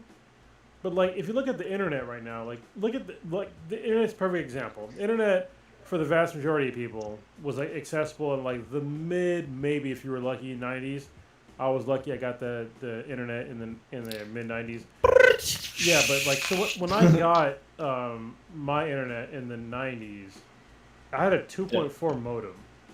That's killing. Dude, that was like that was definitely high school because you were the first person I knew that had the internet. Yeah. I was like, holy shit, like we can download porn? No. Yeah, I downloaded a lot of porn. But anyway, yeah, we went from like 2.4 gigabits and then to the last week, and this is around 30 years, less than 30 years. Now I have a gig pipe to my fucking house that's fiber optic, a gig pipe, like the amount of the increase in speed of which technology has like been increasing in our lifetime is not. There's literally, as far as I'm concerned, maybe somebody can correct me, but there's been nothing like that in human history. Like things progressing this fucking quickly. It's so goddamn fast now. And yeah, I understand that, we had cars that were invented, a long time ago and the world wars and shit like that. And like, yeah, I get that, but Dude, look at like cars. So look at the cars from the 90s. If you got a car in the 90s that was 300 horsepower, that was fast as fuck. That was a fucking top tier Corvette. All right, that was like that was damn near it was Ferrari level in the mid 90s. You can get a car that is like $30,000 today that has 300 horsepower. Like Shit. maybe 40. And like in money back then, that'd be like $90,000 at least, or impossible. If you look at like just like smartphone technology and communications technologies, and like how connected we are as like a planet, like this is to me it is a really unique time. And yeah, I understand that back in the day we had other advances in technology, but like the fact that all these things are happening at once, and a lot of it is technology related. And especially communications related, it's just like to me it's unprecedented, and I think that's what most people mean. So I think right now, like one of the biggest, I guess, I kind of want to say that Netflix had a big stakeholder in this, but the whole streaming of media on the fucking, I guess Apple kind of started to play around with it, like you could like listen to audio. No, it wasn't even Apple because fucking they were with Netflix and not Netflix. There was not Netscape. Shit. No, actually, I want to no. say that Roku might have been around before No, no, that. no, no. I'm like even before that, Yeah, like Netflix be able to has get been around before. no, no, Netflix no. just fucking sell DVDs. So yeah. I'm just talking about getting your media. I would say AOL was a good place to be able to like download the music. AOL was like that thing to like going into chat rooms and like they have the bots and stuff like that. Like that was a good way to get media. But like Not for me, but but like then we got like no went out fuck Napster. Napster was like a good source of like you can download fucking like movies and stuff through Napster. Like I think I watched all of fucking Dragon Ball Z because of Napster because I was able to go in there and get the fucking shit and let it download for like a week and I was eventually able to watch it all. But like then we get like Netflix and then like Netflix had like the whole movie delivery system and then all of a sudden they started streaming and that became fucking popular and then we have like Netflix and Amazon and Disney Plus and fucking Paramount Plus and it gets Discovery Plus. Everybody's got a fucking some kind of stakeholder out there. Like the fact that you can stream anything right now is amazing. That's like if you were to go back in the past and like talk to somebody like, oh hey, this movie's coming out next week. It's like, oh, I'm gonna watch that. I'm gonna watch that at home. You'd be like, what are you talking about? Like that's impossible. Like you need the fucking huge screen and surround sound. Like I think that right now is probably like the highlight of this digital age right now. Cause I don't know, just the fact like right now we're doing a podcast.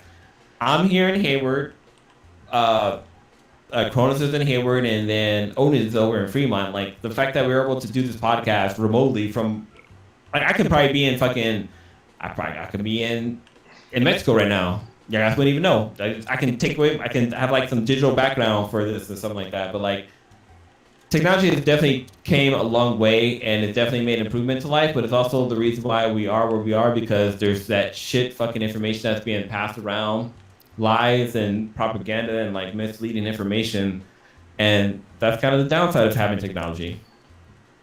And see how I rolled that all in together? No. that's the downside of communication, right? Yeah. It's just like when you meet someone that's like toxic, right? They tell you a bunch of bullshit, and how do you verify what they're saying? Especially when it seems like, the type of person, right? They're like, oh, I was skydiving yesterday with, The Rock, and I was supposed to meet Heidi Klum on Friday. We're supposed to have drinks and talk about my movie TV series, and I have my like Corvette, but it's in LA, and 90 to the Toyota Camry or Camry because it's my mom's and I don't have a car right now, but all my good stuff somewhere else. Is that what happened to you? Exactly. No, I've heard stories like this. That's why I've met people that are like this. I've met several people that are like this. Mm-hmm. I've worked with people that are like this. Several people that your personality?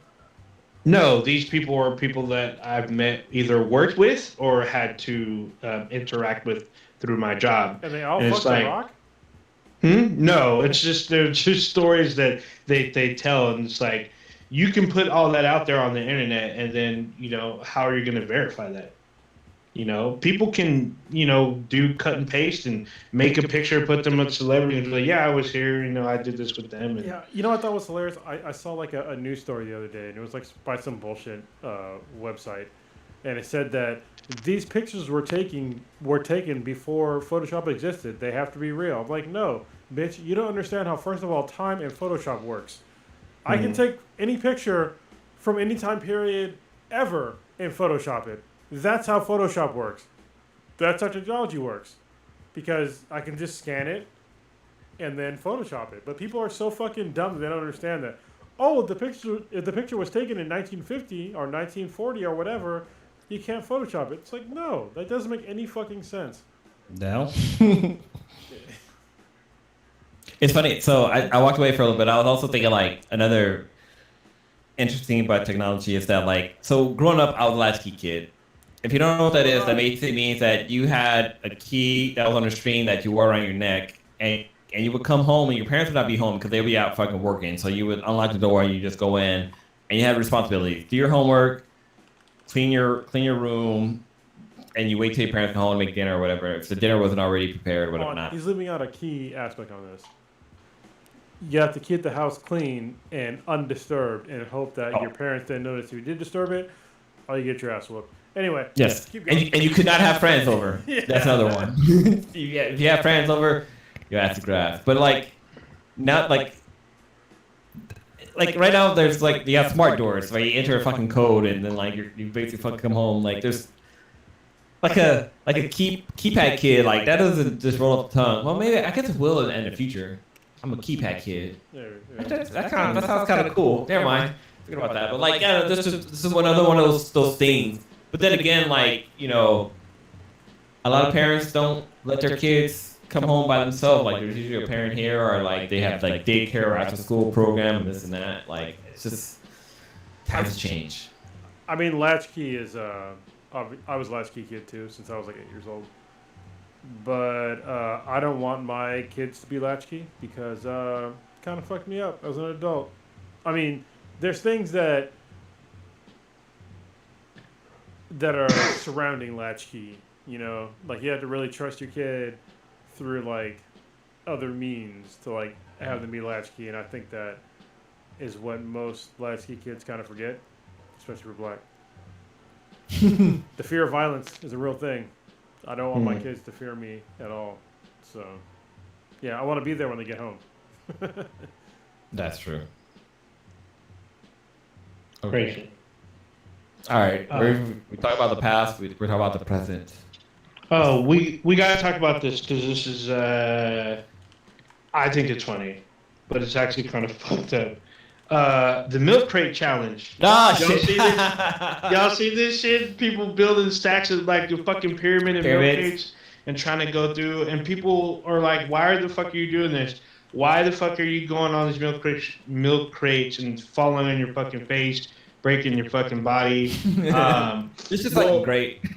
So the thing that I found out, I figured, and I kind of figured it, is that most people take bets, right? If you can make it all the way down without falling, and you get the pull, because like the whole hood, because usually this is in the fucking urban hood, people are betting that you can make it and whatnot, and a lot of people keep falling on their face, knowing you ain't got no health insurance, just breaking arms, breaking your fucking, cracking your face open. Acting like you got insurance. Yeah, it's just fucking crazy. But I mean, there's been people who made it. I mean, I saw one lady, she made it. She collected, she had a wad of money because everyone was betting like $20 that she wouldn't make it. And there's like 30 people out there or more. Another one is like if you follow Barstools on Twitter, they have like a huge collection of like video of people doing. There's one where a guy, he was on the crates and like it was like a parking lot full of people watching this guy. And he got to the top, and on the way down, he comes and fucking falls into the crowd. There's one in New York where a New York cop does it. He makes it all the way to like the last 3 pillars and eats shit. Like he fucking crashes hard, and he like limps away. I'm like, God dang.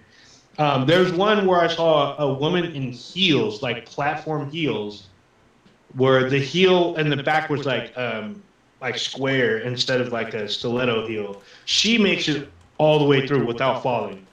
It was pretty crazy, but it's like it's been all over the place. It's all over TikTok. It's on Twitter. I heard this is gonna be on the fucking Ninja Warrior. That's gonna be like one of the obstacles. It should be. I mean, you know that most of those people aren't going to make it. That's like the end. Especially if you try to go fast. Some people go fast. I'm seeing some people like literally jog up and then come down, but the rest of the tower is coming down. So they're trying to beat the domino effect. And some people make it, some people don't. Actually, a lot of people don't. It's literally what you have to do in like fucking Ninja Warrior. Like you need to move fast as fuck before like either. So it's almost like riding a bike. Like for you to stay up, you need to be moving, and that's kind of how it works with this. You have to be constantly moving. Like you can't fucking sit there and try to wait to get your. I mean, I don't know. I could be fucking wrong. Actually, I am probably fucking wrong because like when you ride a bike, you can stop pedaling and you're still in forward motion. So, but I mean, a lot of people, it's center of gravity. Yeah, it comes out to gravity. You want to control your weight, and you want to control like your knees, so that way you can respond if things start to go south. most of the people I saw that did this, they usually crouched. They usually bent the knees. When they got to the top and coming down, they didn't stand straight up. There's one guy, he did one by one, and the reason why is he's rolling a blunt as he went up. And then he stopped at the top to finish rolling, and then when he came down, he did one square at a time, but he stood straight up, and he made it all the way down. And nothing fell. He didn't knock over any crate or nothing. And as soon as he got to the last one, they lit him up, and then he got off. He got off the thing. And then he tries to do it again. So there's the one where you have two people that try to go from both ends. You're supposed to cross at the top. No, they just get to the top so they can pass each other at the top. That never works out because they both fucking eat shit when they get to the top. It's ridiculous, but it's funny. Somebody needs to make a fucking video dressed up as fucking Mario, because that's literally, as a kid, I did this shit as a kid. No lie, like we would fucking make like the pile of fucking like we're making stairs or whatever. They never went as high as they do for the challenge. And you just fucking walk up that shit like because we thought like, you know, Mario was like popular fucking game. You had like the fucking stairs and shit at the end of like level 1 or whatever. But like, so there's a TikTok video I saw earlier today with King Bash, where instead of him selling drugs, he'll sell the fucking milk crates. He's like, "Hey yo, bro, I got them crates." It's so funny because like growing up as a kid, like in like the fucking like the hood or in the ghetto, like milk crates were used for like bed frames. Everything? Like no, we used that as like bed frames. Records. Yeah, well, for holding records is one of the reasons, but like you need at least four milk crates. When you stole the car, when you stole the rims off a car, you put that car in milk crates. Center blocks, bro. Center blocks. You do both. You do both. But like all you need is 4 fucking milk crates, a box spring, and a mattress. Bam! You had your whole fucking bed set up. Like that's all you needed. But like the fact that people are using this for a goddamn challenge, it's hilarious. And it's funny because like milk crates come in different sizes. Like you have the ones that are more of a square shape, but then you have some that are more rectangular. And I've seen some milk crate challenges where they're using more rectangular ones. So I kind of feel like it's a little bit more cheating because it's more stable than it is with the square ones. And this shit's just funny. It's funny to watch. You know, it's fun. Okay, so this is my thought about the milk crate challenge. I've been drinking heavily. So, I think if you go up backwards, you'll probably make it. I think when you get to the top, you'll end up with some problems. No, I don't think you will. I think the problem is when you're when you're trying to walk forward and you transfer your weight forward onto the next higher stack, is that you're pushing it a little bit, and that causes instability. But if you walk backwards, you're doing like basically a pistol, which if you're not a CrossFitter, it's like when you basically do a squat on one leg. But when you step if you step in the middle of the crate going up backwards, you give all the weight into a central location, and then you step up to go backwards. I think that's probably the way to go. I feel like a lot of people, as they're looking behind them, they'll be shifting too much and then cause the instability. Because when you turn and trying to move while you're looking back so you can see where your foot is going, you're going to mess up and then tumble over. But I've seen people go forward and make it. That's because you're not coordinated, bitch. You can't fucking walk backwards. I can walk backwards. I can kind of run backwards, too. You literally have to be a fucking tightrope walker to be able to. If you're a tightrope walker, you can probably fucking clean house. Like you'll be the pool shark of the fucking party if you. If you got people like. Now.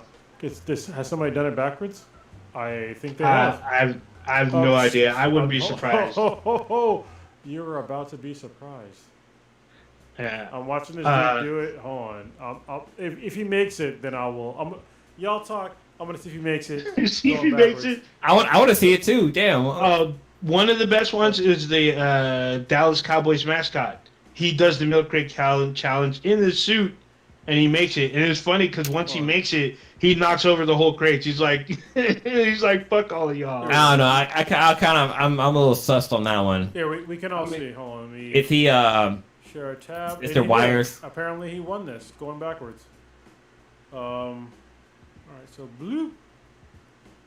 Can you guys see it? Yeah, I see something that looks like titties, but Fast bitch. I mean, it's a dude, but all oh, right. it's a dude's titties. Oh, he's going back. Oh, and he's barefoot. Yeah, he's going up backwards. He's going backwards. This is the method that I would likely take if I did this. Oh, Oh. hold on. Oh, floating. Oh, we're seeing it. Oh, is this gonna be a freaking ad? No. There's a problem with my gig Ethernet today. Here we go. So he's going backwards.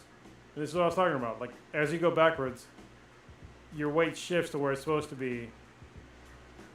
Carlos found a fucking country cheat code. Maybe. Oh, that doesn't look so but good. it'll be okay because you're on the next level. Oh, that's fucking suspense. So then Look at all these people. So they all bet. See? And he's going backwards. You put your foot in the middle, you go down, and you just keep going. And if everybody's wondering, no, Cronus will not do this. See, you made it. They made it. Made it going backwards. It was easy. So You know, it's kind of interesting because, like, I remember when we did the Spartan race, like, going uphill, it's so much easier if you walk backwards. Like, the whole calf muscles and shit, like, that shit, you don't, what was it? Like, when you walk uphill forward, like, your calf muscles start fucking burning, but once they start burning, you just turn around and start walking backwards, and it seriously relieves that pain. Like, there's barely any pain when you're walking up a hill backwards. well, yeah, but there's also pain when you run downhill because it puts more stress on your quads. I don't give a fuck though. I got large quads, so it's fine. Yeah, I mean the girl that goes forward and does it in high heels, I give her props because that was impressive. And then the Dallas Cowboys, the mascot, he does it. That was actually pretty entertaining. The one that's fucked up is when people are trying to do the challenge. You have little kids that run up and knock the whole thing down. Those are fucked up. There's other ones where, like, because in the challenge you're not supposed to use your hands, so people get upset when you try to use your hands to stabilize yourself, so they end up knocking you down, and like you end up hitting your face on either concrete or like grass, even though the ground underneath grass is still pretty fucking hard. You know, That's kind of fucked up. I try to be non-violent, but if somebody knocks you down like that, violence is permitted. I was about to say. All right, so I'm actually watching the Seahawks mascot do the challenge, and I want to say this is fucking rigged because the crates they're barely fucking moving, like they're not wobbling whatsoever, and I want to say that they might be glued. So when you see the Dallas Cowboys mascot do it, or no, was it the Dallas Cowboys? No, it's it's one of the mascots, but you know it's not glued because as soon as he makes it, he knocks it all over. Yeah. He makes it to the end. I think he flips off the camera and then he knocks all the crates over. And also, Oh. I think it depends on like how good you are at balance. So there's like, I do a lot of yoga, and as you get better at like balance, like your feet don't move that much. So Yeah. like the stability muscles in your feet, they don't. You're just used to like having balance. But maybe it's not the case. I haven't watched the video that you're talking about. But yeah, if you're good at shit, then it makes it look easy. That is true because I remember like doing P90X and doing like the one-legged tree pose or whatever. Yeah. Mm-hmm. Like the first time I did it, I was like, "This is stupid. It's fucking impossible." I kept like falling over. But like maybe like week 3 or 4, I was able to do it like the whole fucking time. Like, holy shit, this is fucking crazy. Like I can't say that happened. So maybe it is legit. I mean, these mascots they go do some fucking training too. They're not just standing there and like there for your fucking enjoyment. I'm pretty sure they're doing some kind of workout program. Should we do it? I mean, maybe no. Maybe I don't know. No, I'd rather not. I'm not trying Well, of course, to fall of and course break you my would, neck. 'cause you're not fucking coordinated. I'll be down to do it. No. I'll be down to try it to do the backwards method. Yeah, I'd fucking do it. I'd do the backwards method. Oh shit! Here we go. So the one question that the internet has been asking is like, where the fuck are they getting these goddamn milk crates from? Like, Oh right. You can buy them anywhere. They're basically free in most places. Yeah, You some fucking- people say the CIA keeps dropping them off in the hood, knowing that they're going to No, the hood has well, no. So first of all, this is a fucked up thing to say, but most hoods probably don't have milk crates because most hoods are food deserts. So actually, you might get fucking You might get some milk at like a convenience store, but you're not getting like good nutritional food. Food It's funny. desert. It's funny. I was trying to think about like when I was a kid, where the fuck were we getting milk? Like schools, you can get some from schools. Like a lot of schools, a lot of the ones that provide like lunch and stuff to the kids, they usually have like a stack of fucking milk crates outside the schools that Well, they're baking up for fucking grabs. You know who had milk crates all the time? Like, probably right now. It's fucking AMPM. AMPM stacks their milk crates on the side of the fucking building, and they just leave them out there. So that's probably where they're getting it from. You just go to a bunch of AMPMs, snag all their milk crates, and it's a wrap. So When we talk about the whole milk crate things, and was it last year or the year before there was a fucking Tide Pods thing? I guess right iPod now. challenge? Yeah. Yeah, I guess now there's the whole fucking that horse deworming. That was my kind of intro for the podcast. Ivermectin. Oh, ivermectin? Yeah, and I guess we got people out there doing that shit, fucking taking a horse and cow deworming things to try to fight COVID. Well, I mean, hold on. That's, the official name is it's a livestock anti-parasitic. yeah. And, So what I've seen, and apparently there's two versions of it. There's a veterinary version and there's a human version. The human version is not as potent as the veterinary one. well, But apparently, because because they're not the. But apparently, people are buying the ones for horses for themselves because they're not paying attention. I need to go back and watch. So y'all know me. Well, I sort of am a Joe Rogan fan, sort of. Hmm. I used to listen to this podcast all the time. I don't listen a lot now because I have my own podcast, and when you listen to other people's podcasts, when you become Yeah. like a It impacts you. I'm gonna put it in quotes, a creative person, and you listen to other people's shit, it could like dilute or infect your creative shit. So Yeah. I want to make sure that when I do this podcast, that I'm not just like shitting out other people's ideas. So I stopped listening to like the vast majority of podcasts while I was doing this podcast. But there's a podcast where he had Brent Weinstein on, and he was talking about ivermectin. And apparently, I remember hearing like the hubbub about it, which is a stupid word. Hubbub. Yeah, it's the controversy about it because he got deplatformed. And Brent Weinstein, as far as I know, he's a very smart guy. I don't think he's a doctor, but he was talking about ivermectin, and he got deplatformed talking about that as a medication for COVID-19. And so apparently, ivermectin is an anti-parasitic, either for livestock or for humans. But I'm just like, okay, if it's an anti-parasitic thing, COVID-19 is not a parasite. So just on base knowledge, I'm like, I don't understand why you would recommend this for people with a virus versus a parasite. So I don't understand. I'm gonna say I will give a little bit of leeway. Well, I'll have to look up a little bit more. I'll have to educate myself more. Maybe they're right. I fucking highly doubt it. But we have vaccines that we know work.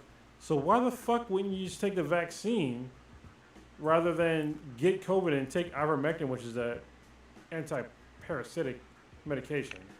Well, So I actually looked it up to see, like, because I was curious, like, what the, like, why are people taking this fucking horse fucking parasitical removal thing?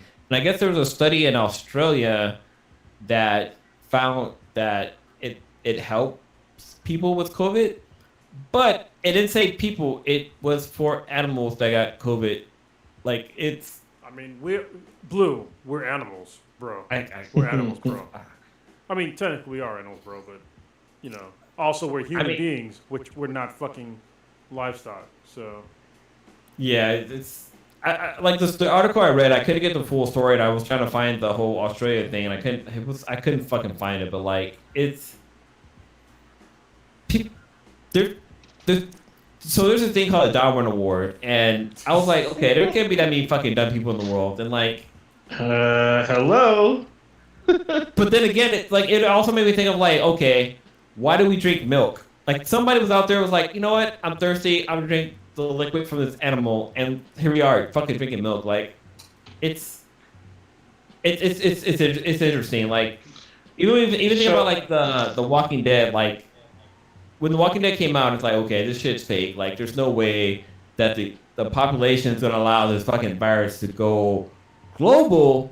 We're gonna work together to protect each other from it spreading. But then we also here with COVID and like we have over what 32 million people infected that have confirmed cases. It's like oh It's over God. 40 million Yeah, okay. 40 million.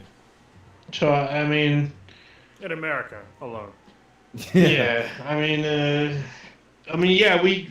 I don't know what the milk reference was for, but I mean, there's more than one source to get milk because some people drink goat's milk. Luke Skywalker drinks blue milk.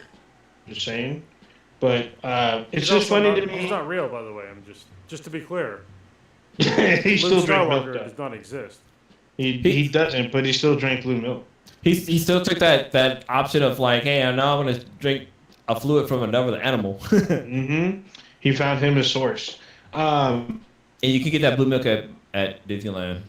Yeah, the thing about Joe Rogan that like kind of threw me off. Apparently, he's vaccinated. So he's vaccinated. I thought he was an anti-vaxxer. No, he was vaccinated. No, I thought it was. Didn't he, on his podcast he was like, "Oh, you don't need to get the vaccine because if you're healthy and blah blah blah." On his podcast, he was saying if you were in your 20s and if you were healthy, you probably shouldn't have to take the vaccine. He was like, if you're healthy, you're probably going to survive it. So there's no reason to take the vaccine. I'm like, that sounds kind of irresponsible. Why would you want to be infected that was with a viral agent that could wreck your respiratory? And then there's a little bit of pushback on it. You're healthy and in your 20s or whatnot, there could be unknown effects with a healthy person that can make you very unhealthy or even lead to death. So it's better to be vaccinated, but he got vaccinated. So he says on his... I honestly have no idea if he's vaccinated or not. Well, and on his little live or whatever, he's saying he had the vaccine, but he still took ivermectin. Did you watch it? Yeah, I watched it. If you go on Twitter, you can go to his Twitter feed, and he's talking about how he had the vaccine, but he still took ivermectin. And then he said he recovered. Yeah. What's up? He took a bunch of other shit besides ivermectin. Yes, he did take other shit. And then the next day, he's going off about how he survived. He survived because he was vaccinated and he took ivermectin along with all these other drugs. Yeah, he took obviously he's a very wealthy person, so he took like all this other extra shit, and he kind of downplayed it a little bit. Listen, I'm a Joe Rogan fan, but like the way that he did this whole thing of like, I felt like shit, the first day, like really bad, and then I took all this other shit that's not available to like basically anybody else, and now he feels good. It's just like. Not everybody's like that, man. Like I feel like he's this, which is fine. He's disconnected from like the vast majority of like people in the world, but I wish that he would just like recognize that. Maybe I've been missing his message over the past recent whatever because I kind of stopped listening. But it's like, man, you need to recognize that you have a bunch of money, and your money is it's deserved. Obviously, the money that he's getting. He deserves it. I mean, he has an audience. He's getting paid money because of his, what he's good at. But I think he disconnects that, oh, well, I got COVID and I can use my various resources and get better. It's like, man, there's a lot of your listeners, man, they're not there. Like, they are not there, like, anywhere fucking close to that. Where they can fucking take, 5 different medications to battle COVID. Yeah. And, I would have hoped, he's in his, like, I think he just turned 50. I know he's in his 50s. 50s. He's in his 50s. It's like, man, you need to, like, recognize, like, your wisdom and, like, look at, like, the vast breadth of your life and, like, learn from it. He's 54. Yeah, and just, like, stop doing this, kind of like I'm in my 20s bullshit or maybe my 30s bullshit. You know, it's like, hey man, you are where you are because of what you worked on, and like say that when you talk about shit like this. Like if you were the Joe Rogan in your when you were 18, you might have had an issue with this, but good thing you didn't. Well, it's interesting because like there was he's 54. Yeah, there was a bodybuilder who caught COVID, and he was in the hospital for I think like 28 days or something like that. And he wasn't vaccinated, and he lost about like 80 pounds or something like that. 80 pounds worth of muscle. So the dude looked frail as fuck coming out of there. So I mean, yeah, you can be healthy, and like I said, the vaccine doesn't. It's not a fucking cure. It doesn't prevent COVID. It basically keeps you from fucking dying. But like the fact that he I think it was a TMZ or somebody had posted the video he posted, but he basically talked about like the giant cocktail of stuff that he took. But like I don't remember him mentioning that he had the vaccine, like he got the vaccine before that all took place. Like he just talked about how he took all these drugs and vitamin D drips and this and that. Like I don't know. I like Joe Rogan, like he's funny and stuff like that, and like I like his stand up, but like, you know, his whole take on this whole COVID thing, like he has a platform where he can make an impact on people's life, and I feel like he's using it. He's giving out the wrong information. Like even though like the COVID virus has a lesser impact on somebody younger, that Delta virus that's running through, like the Delta Plus, and like there's other ones out there, they're actually having an impact on younger people. Like I think in one of the schools there was a kid that had the COVID virus, and he spread it to like I don't know, like 50 other students. Those 50 other students are going to go home to their parents. If they have two parents, that's an additional 100 people that's going to be fucking impacted by the COVID virus. So he has what, 13.1 million followers. Oh, so he said he took a cocktail of monoclonal antibodies, Z-Pack antibiotics, and a vitamin drip for 3 days in a row. And it says by Wednesday he felt great. I don't know a vitamin drip? Is that like... The fuck is that? I don't know. Is this Flintstones drips? This getting dropped? I figure vitamin drip of vitamins that like with vitamins. I mean, it doesn't say. There's A through zinc. I don't even know what the monoclonal antibodies. Where do you even get that? A Z-Pack antibiotics. Antibiotics are pretty fucking expensive to begin with, and you, for the most part, you cannot get an antibiotic unless it's prescribed for you. Yeah. There's very few. I've only seen one antibiotic, and it's very, very, very low dosage that you can get maybe over the counter.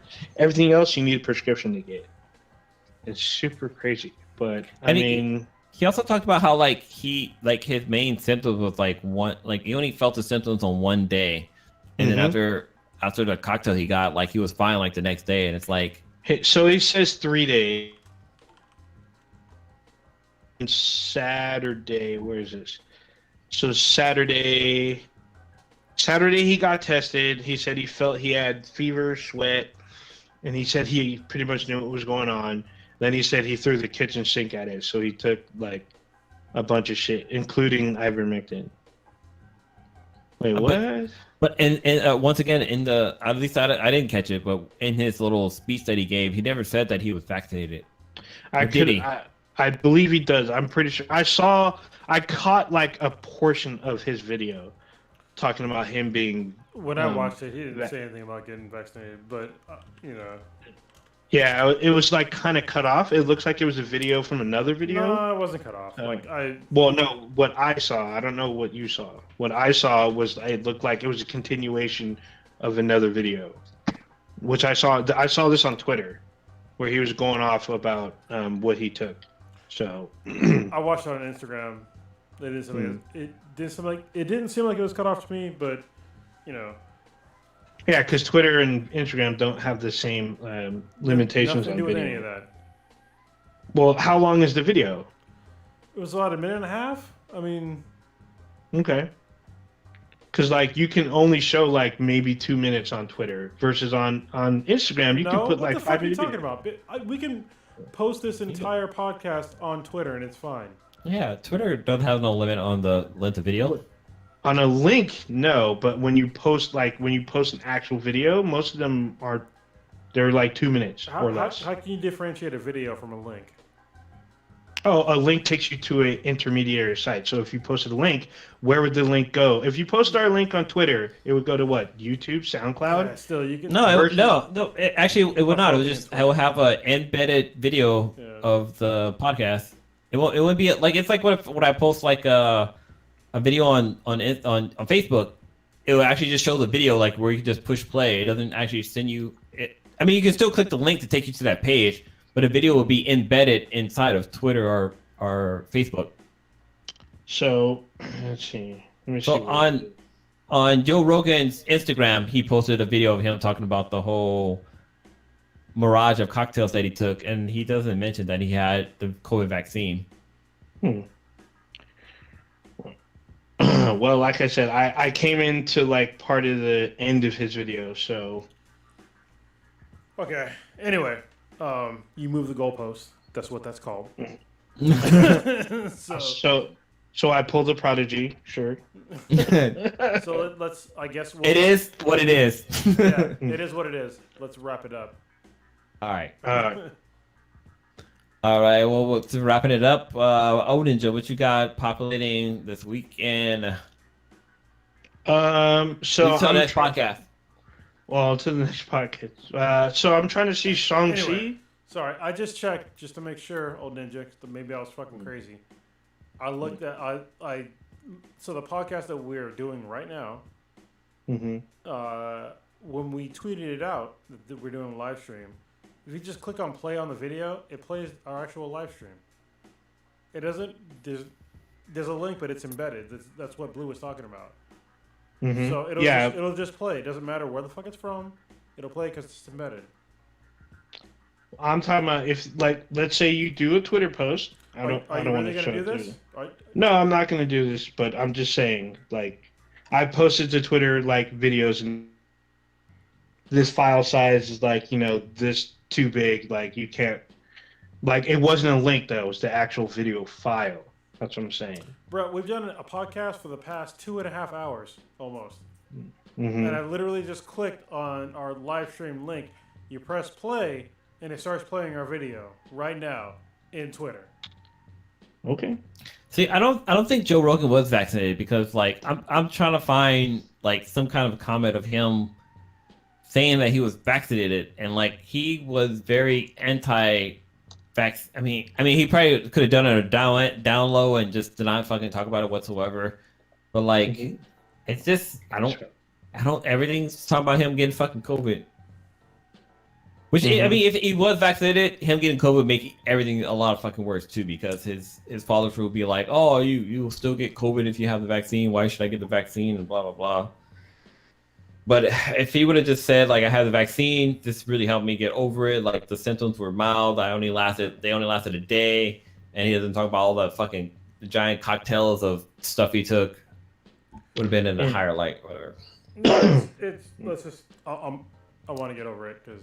Yeah. Okay. Wrap it up. It's late. Sorry, I got kind of negative there, and I'm kind of pissed about it. It's all good. All right, so Ninja, what you got going off this weekend? Oh, China's. What? No, I was gonna say it's weird that we missed Silicon this weekend. Oh, yeah. But Well, go ahead, man. It is what it is. Because I didn't know the Silicon got rebranded. Well, Silicon Valley Comic Con is now Silicon. Which is weird. So, it was weird.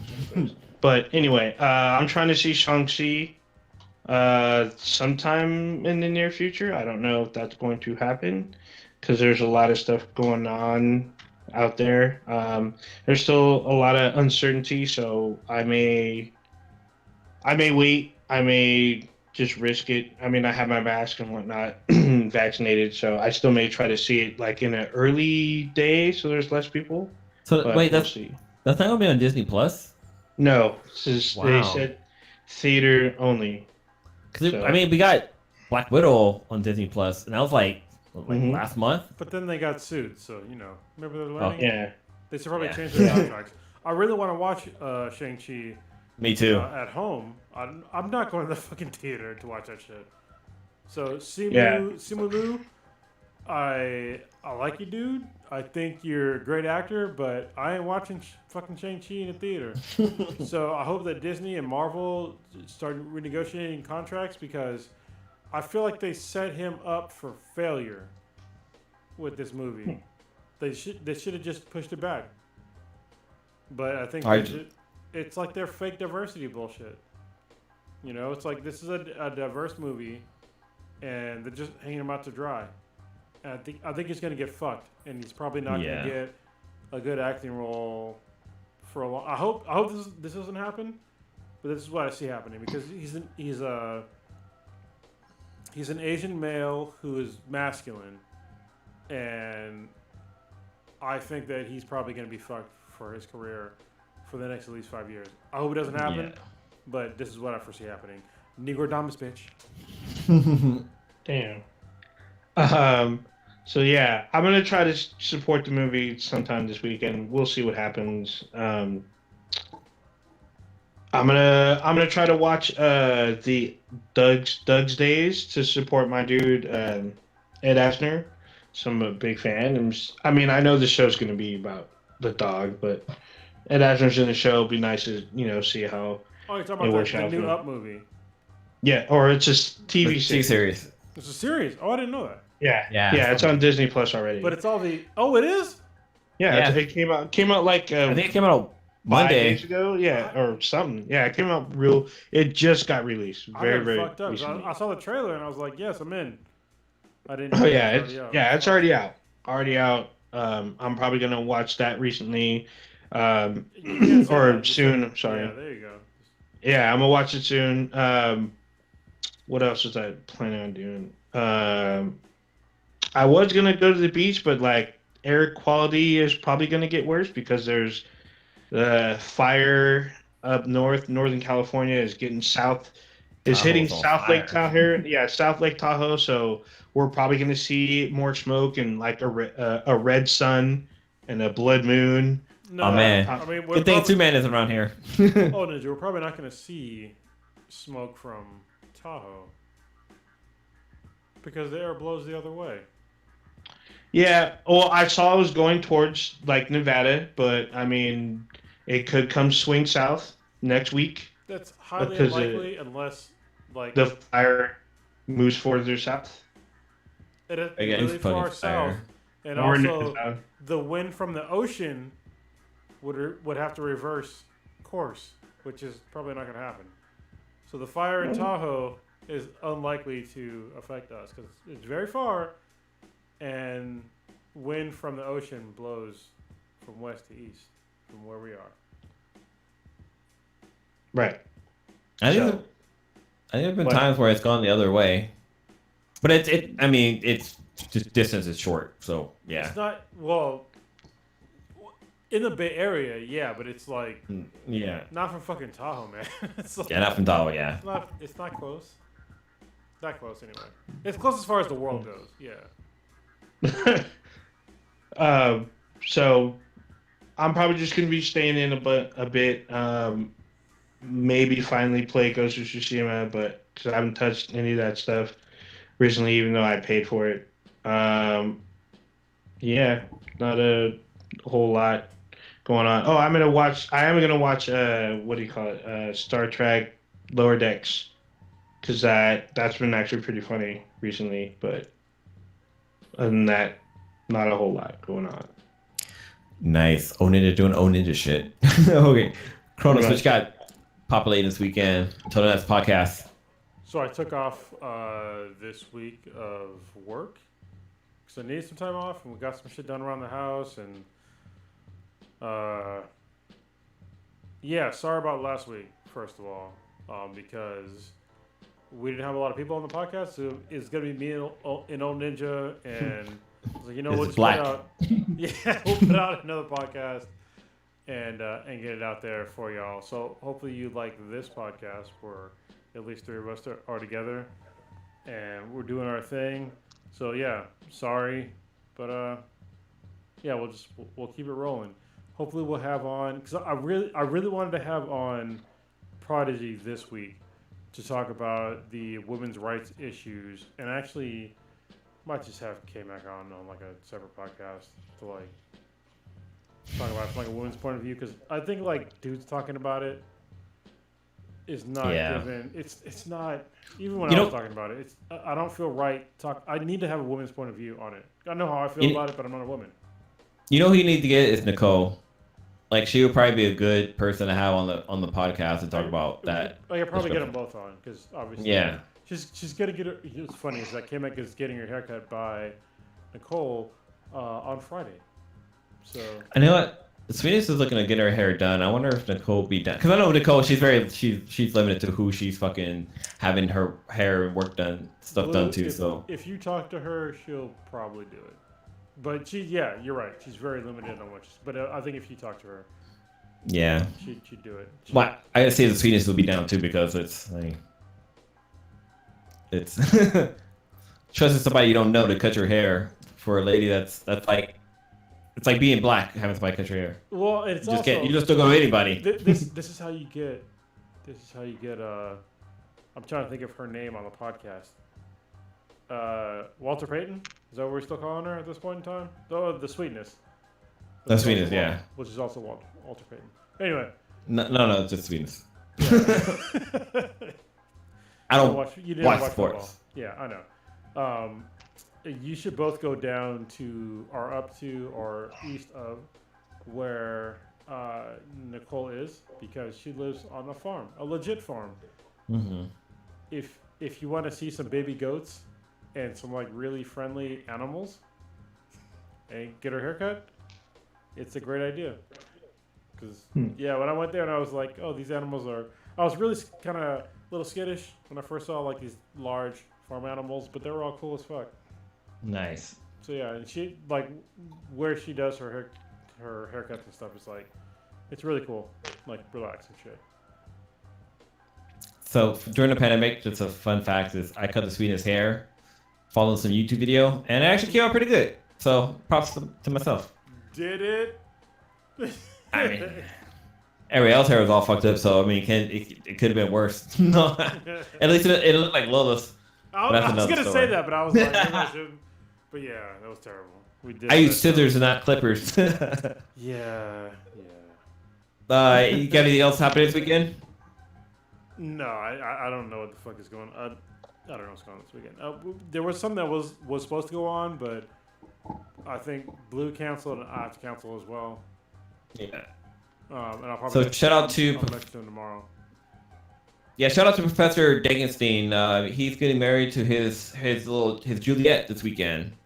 So their wedding is this weekend. Unfortunately, I can't make it because of scheduling issues. But yeah, just shout out to him. You know, congratulations. I wish the best for both of you guys. I mean, I got to hang out with Juliet a few times, and she's a great person, and like she's got like a horse and all this stuff, and like she's real chill. Hold on, she's got a horse that occasionally chooses violence. I'm just saying. Damn. That's what horses do. But yeah, so this weekend for myself.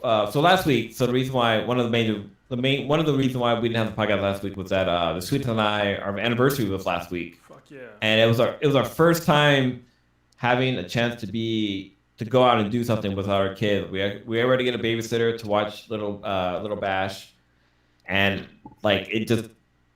We just had to do it, so I couldn't do the podcast last week. But yeah, overall, like we went to a nice little restaurant up in Pleasanton called.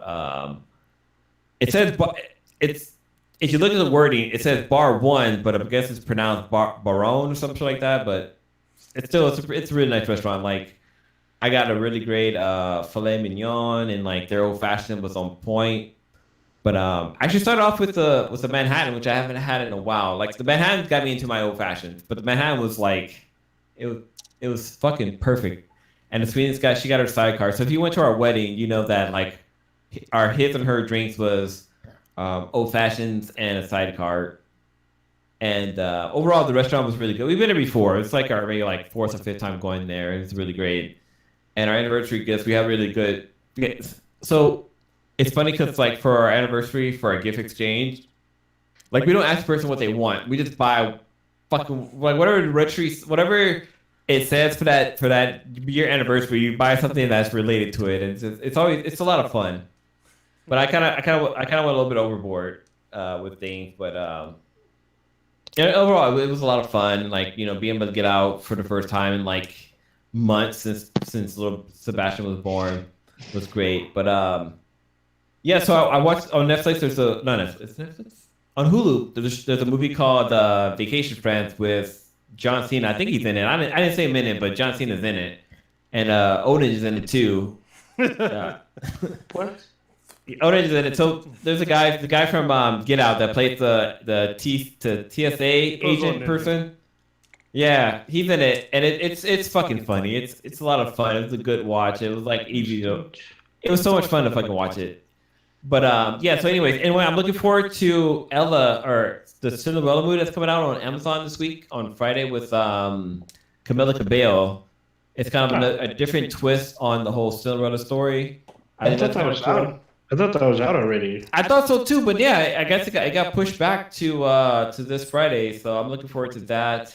I'm still on my paid family leave, which I'm kind of getting dicked on right now because the state of California reached out to my company and was like, "Hey, is this guy really on vacation?" And they're like, "Oh no, he's still working." And California was like, "Oh, guess what? We're not gonna get fucking any money." So I haven't been paid in like a goddamn month. So I told you privately, but you need to tell the company. I've been doing that. I've been reaching out to HR every fucking day, like saying, "Hey, I'm like," you grab them by the fucking throat and you scream at them, "This is your fucking job, bitch. Fix it." Yeah, I'm like Stu with a fucking baseball bat. I'm like, "Hey, where's my money? Where's my money?" Yeah. So I've always there's like some stupid letter I had to write out a letter to fucking EDD to dispute their fucking findings or whatever. It's like, dude, no. Like, you need to have them do it. No, so EDD, like, I got a letter from them when they said, like, "Oh, hey, like, you've been rejected. If you feel like this is something that shouldn't happen, you should dispute this too." I'm like, so I'm having HR work on it. I wrote the fucking letter too. So I'm trying to cover every fucking avenue to get fucking paid because I feel like we need to have. I'm broke. Sit down with Prodigy. He will break it down for you as well as me. I've had HR fuck up with me before too. I'm like, "Hey, listen, you fix it. I didn't fuck this up. You did. You fixed the problem that you created." Yeah. And I don't know why they're having you try to. Well, no, so they're not having me try to fix it. I'm working on my end to get my fucking money. Like, I'm trying to get my money too. But like, I've been working with HR and like they're saying, you know how it is when you're trying to work with the fucking government. Like, it's you can dial a number at 100 goddamn times and you just get a fucking audio recording all the time. So I'm like, "Oh, we're busy right now and we'll respect your call." Blah blah. Let's table this, okay? Well, we will, yeah. Because that's what they're literally paid to fucking do. So we'll table it, leave out the podcast, but that's what it's supposed to do. Trust me, I'm trying to get paid. I'm trying to get my fucking money because rent's due. Dog's not. Wait, what is? I can't remember what Craig's dad said in Friday. He's like, "Look, you ain't got no job, but rent's due. You don't have to worry about a dog catching your ass, but you got to worry about me catching your ass." He said something along that nature, and I'm like, I'm on the fucking boat right now. So I need to get my money. Hopefully they fucking retro pay me, so I get like paid for the weeks that they didn't pay me. But yeah, it's great. Other than that, little Sebastian he's fucking great. He's growing. He's got this weird thing with his tongue. Like, he likes to stick his tongue out all the fucking time, which is fucking funny and cute. But it's also weird as fuck, but it's still cute and funny. But yeah, it's great. But other than that, old Ninja, you want to take us out of here? All right. You just experienced Black and Black times Infinity. The dankest podcast on the internet. Check us out anywhere and everywhere with Be the BTI. That's BTHANBTI. Anywhere and everywhere you want to listen to a podcast, or you can listen to a podcast. On Amazon, we have an app on there to let you know when we go live. You can email us And let us know you want to join our Discord, because we have a Discord at bthenbti@gmail.com. We're on socials, most of them except for TikTok and Snapchat and whatever else is weird out there. But you can find us on Instagram and Twitter and what's the other one? Facebook, Black and Black Times Infinity, or bthenbti. Either way, you can find us. There you go. All right. I guess we are out of this bitch. Peace. Stay safe. Mask up.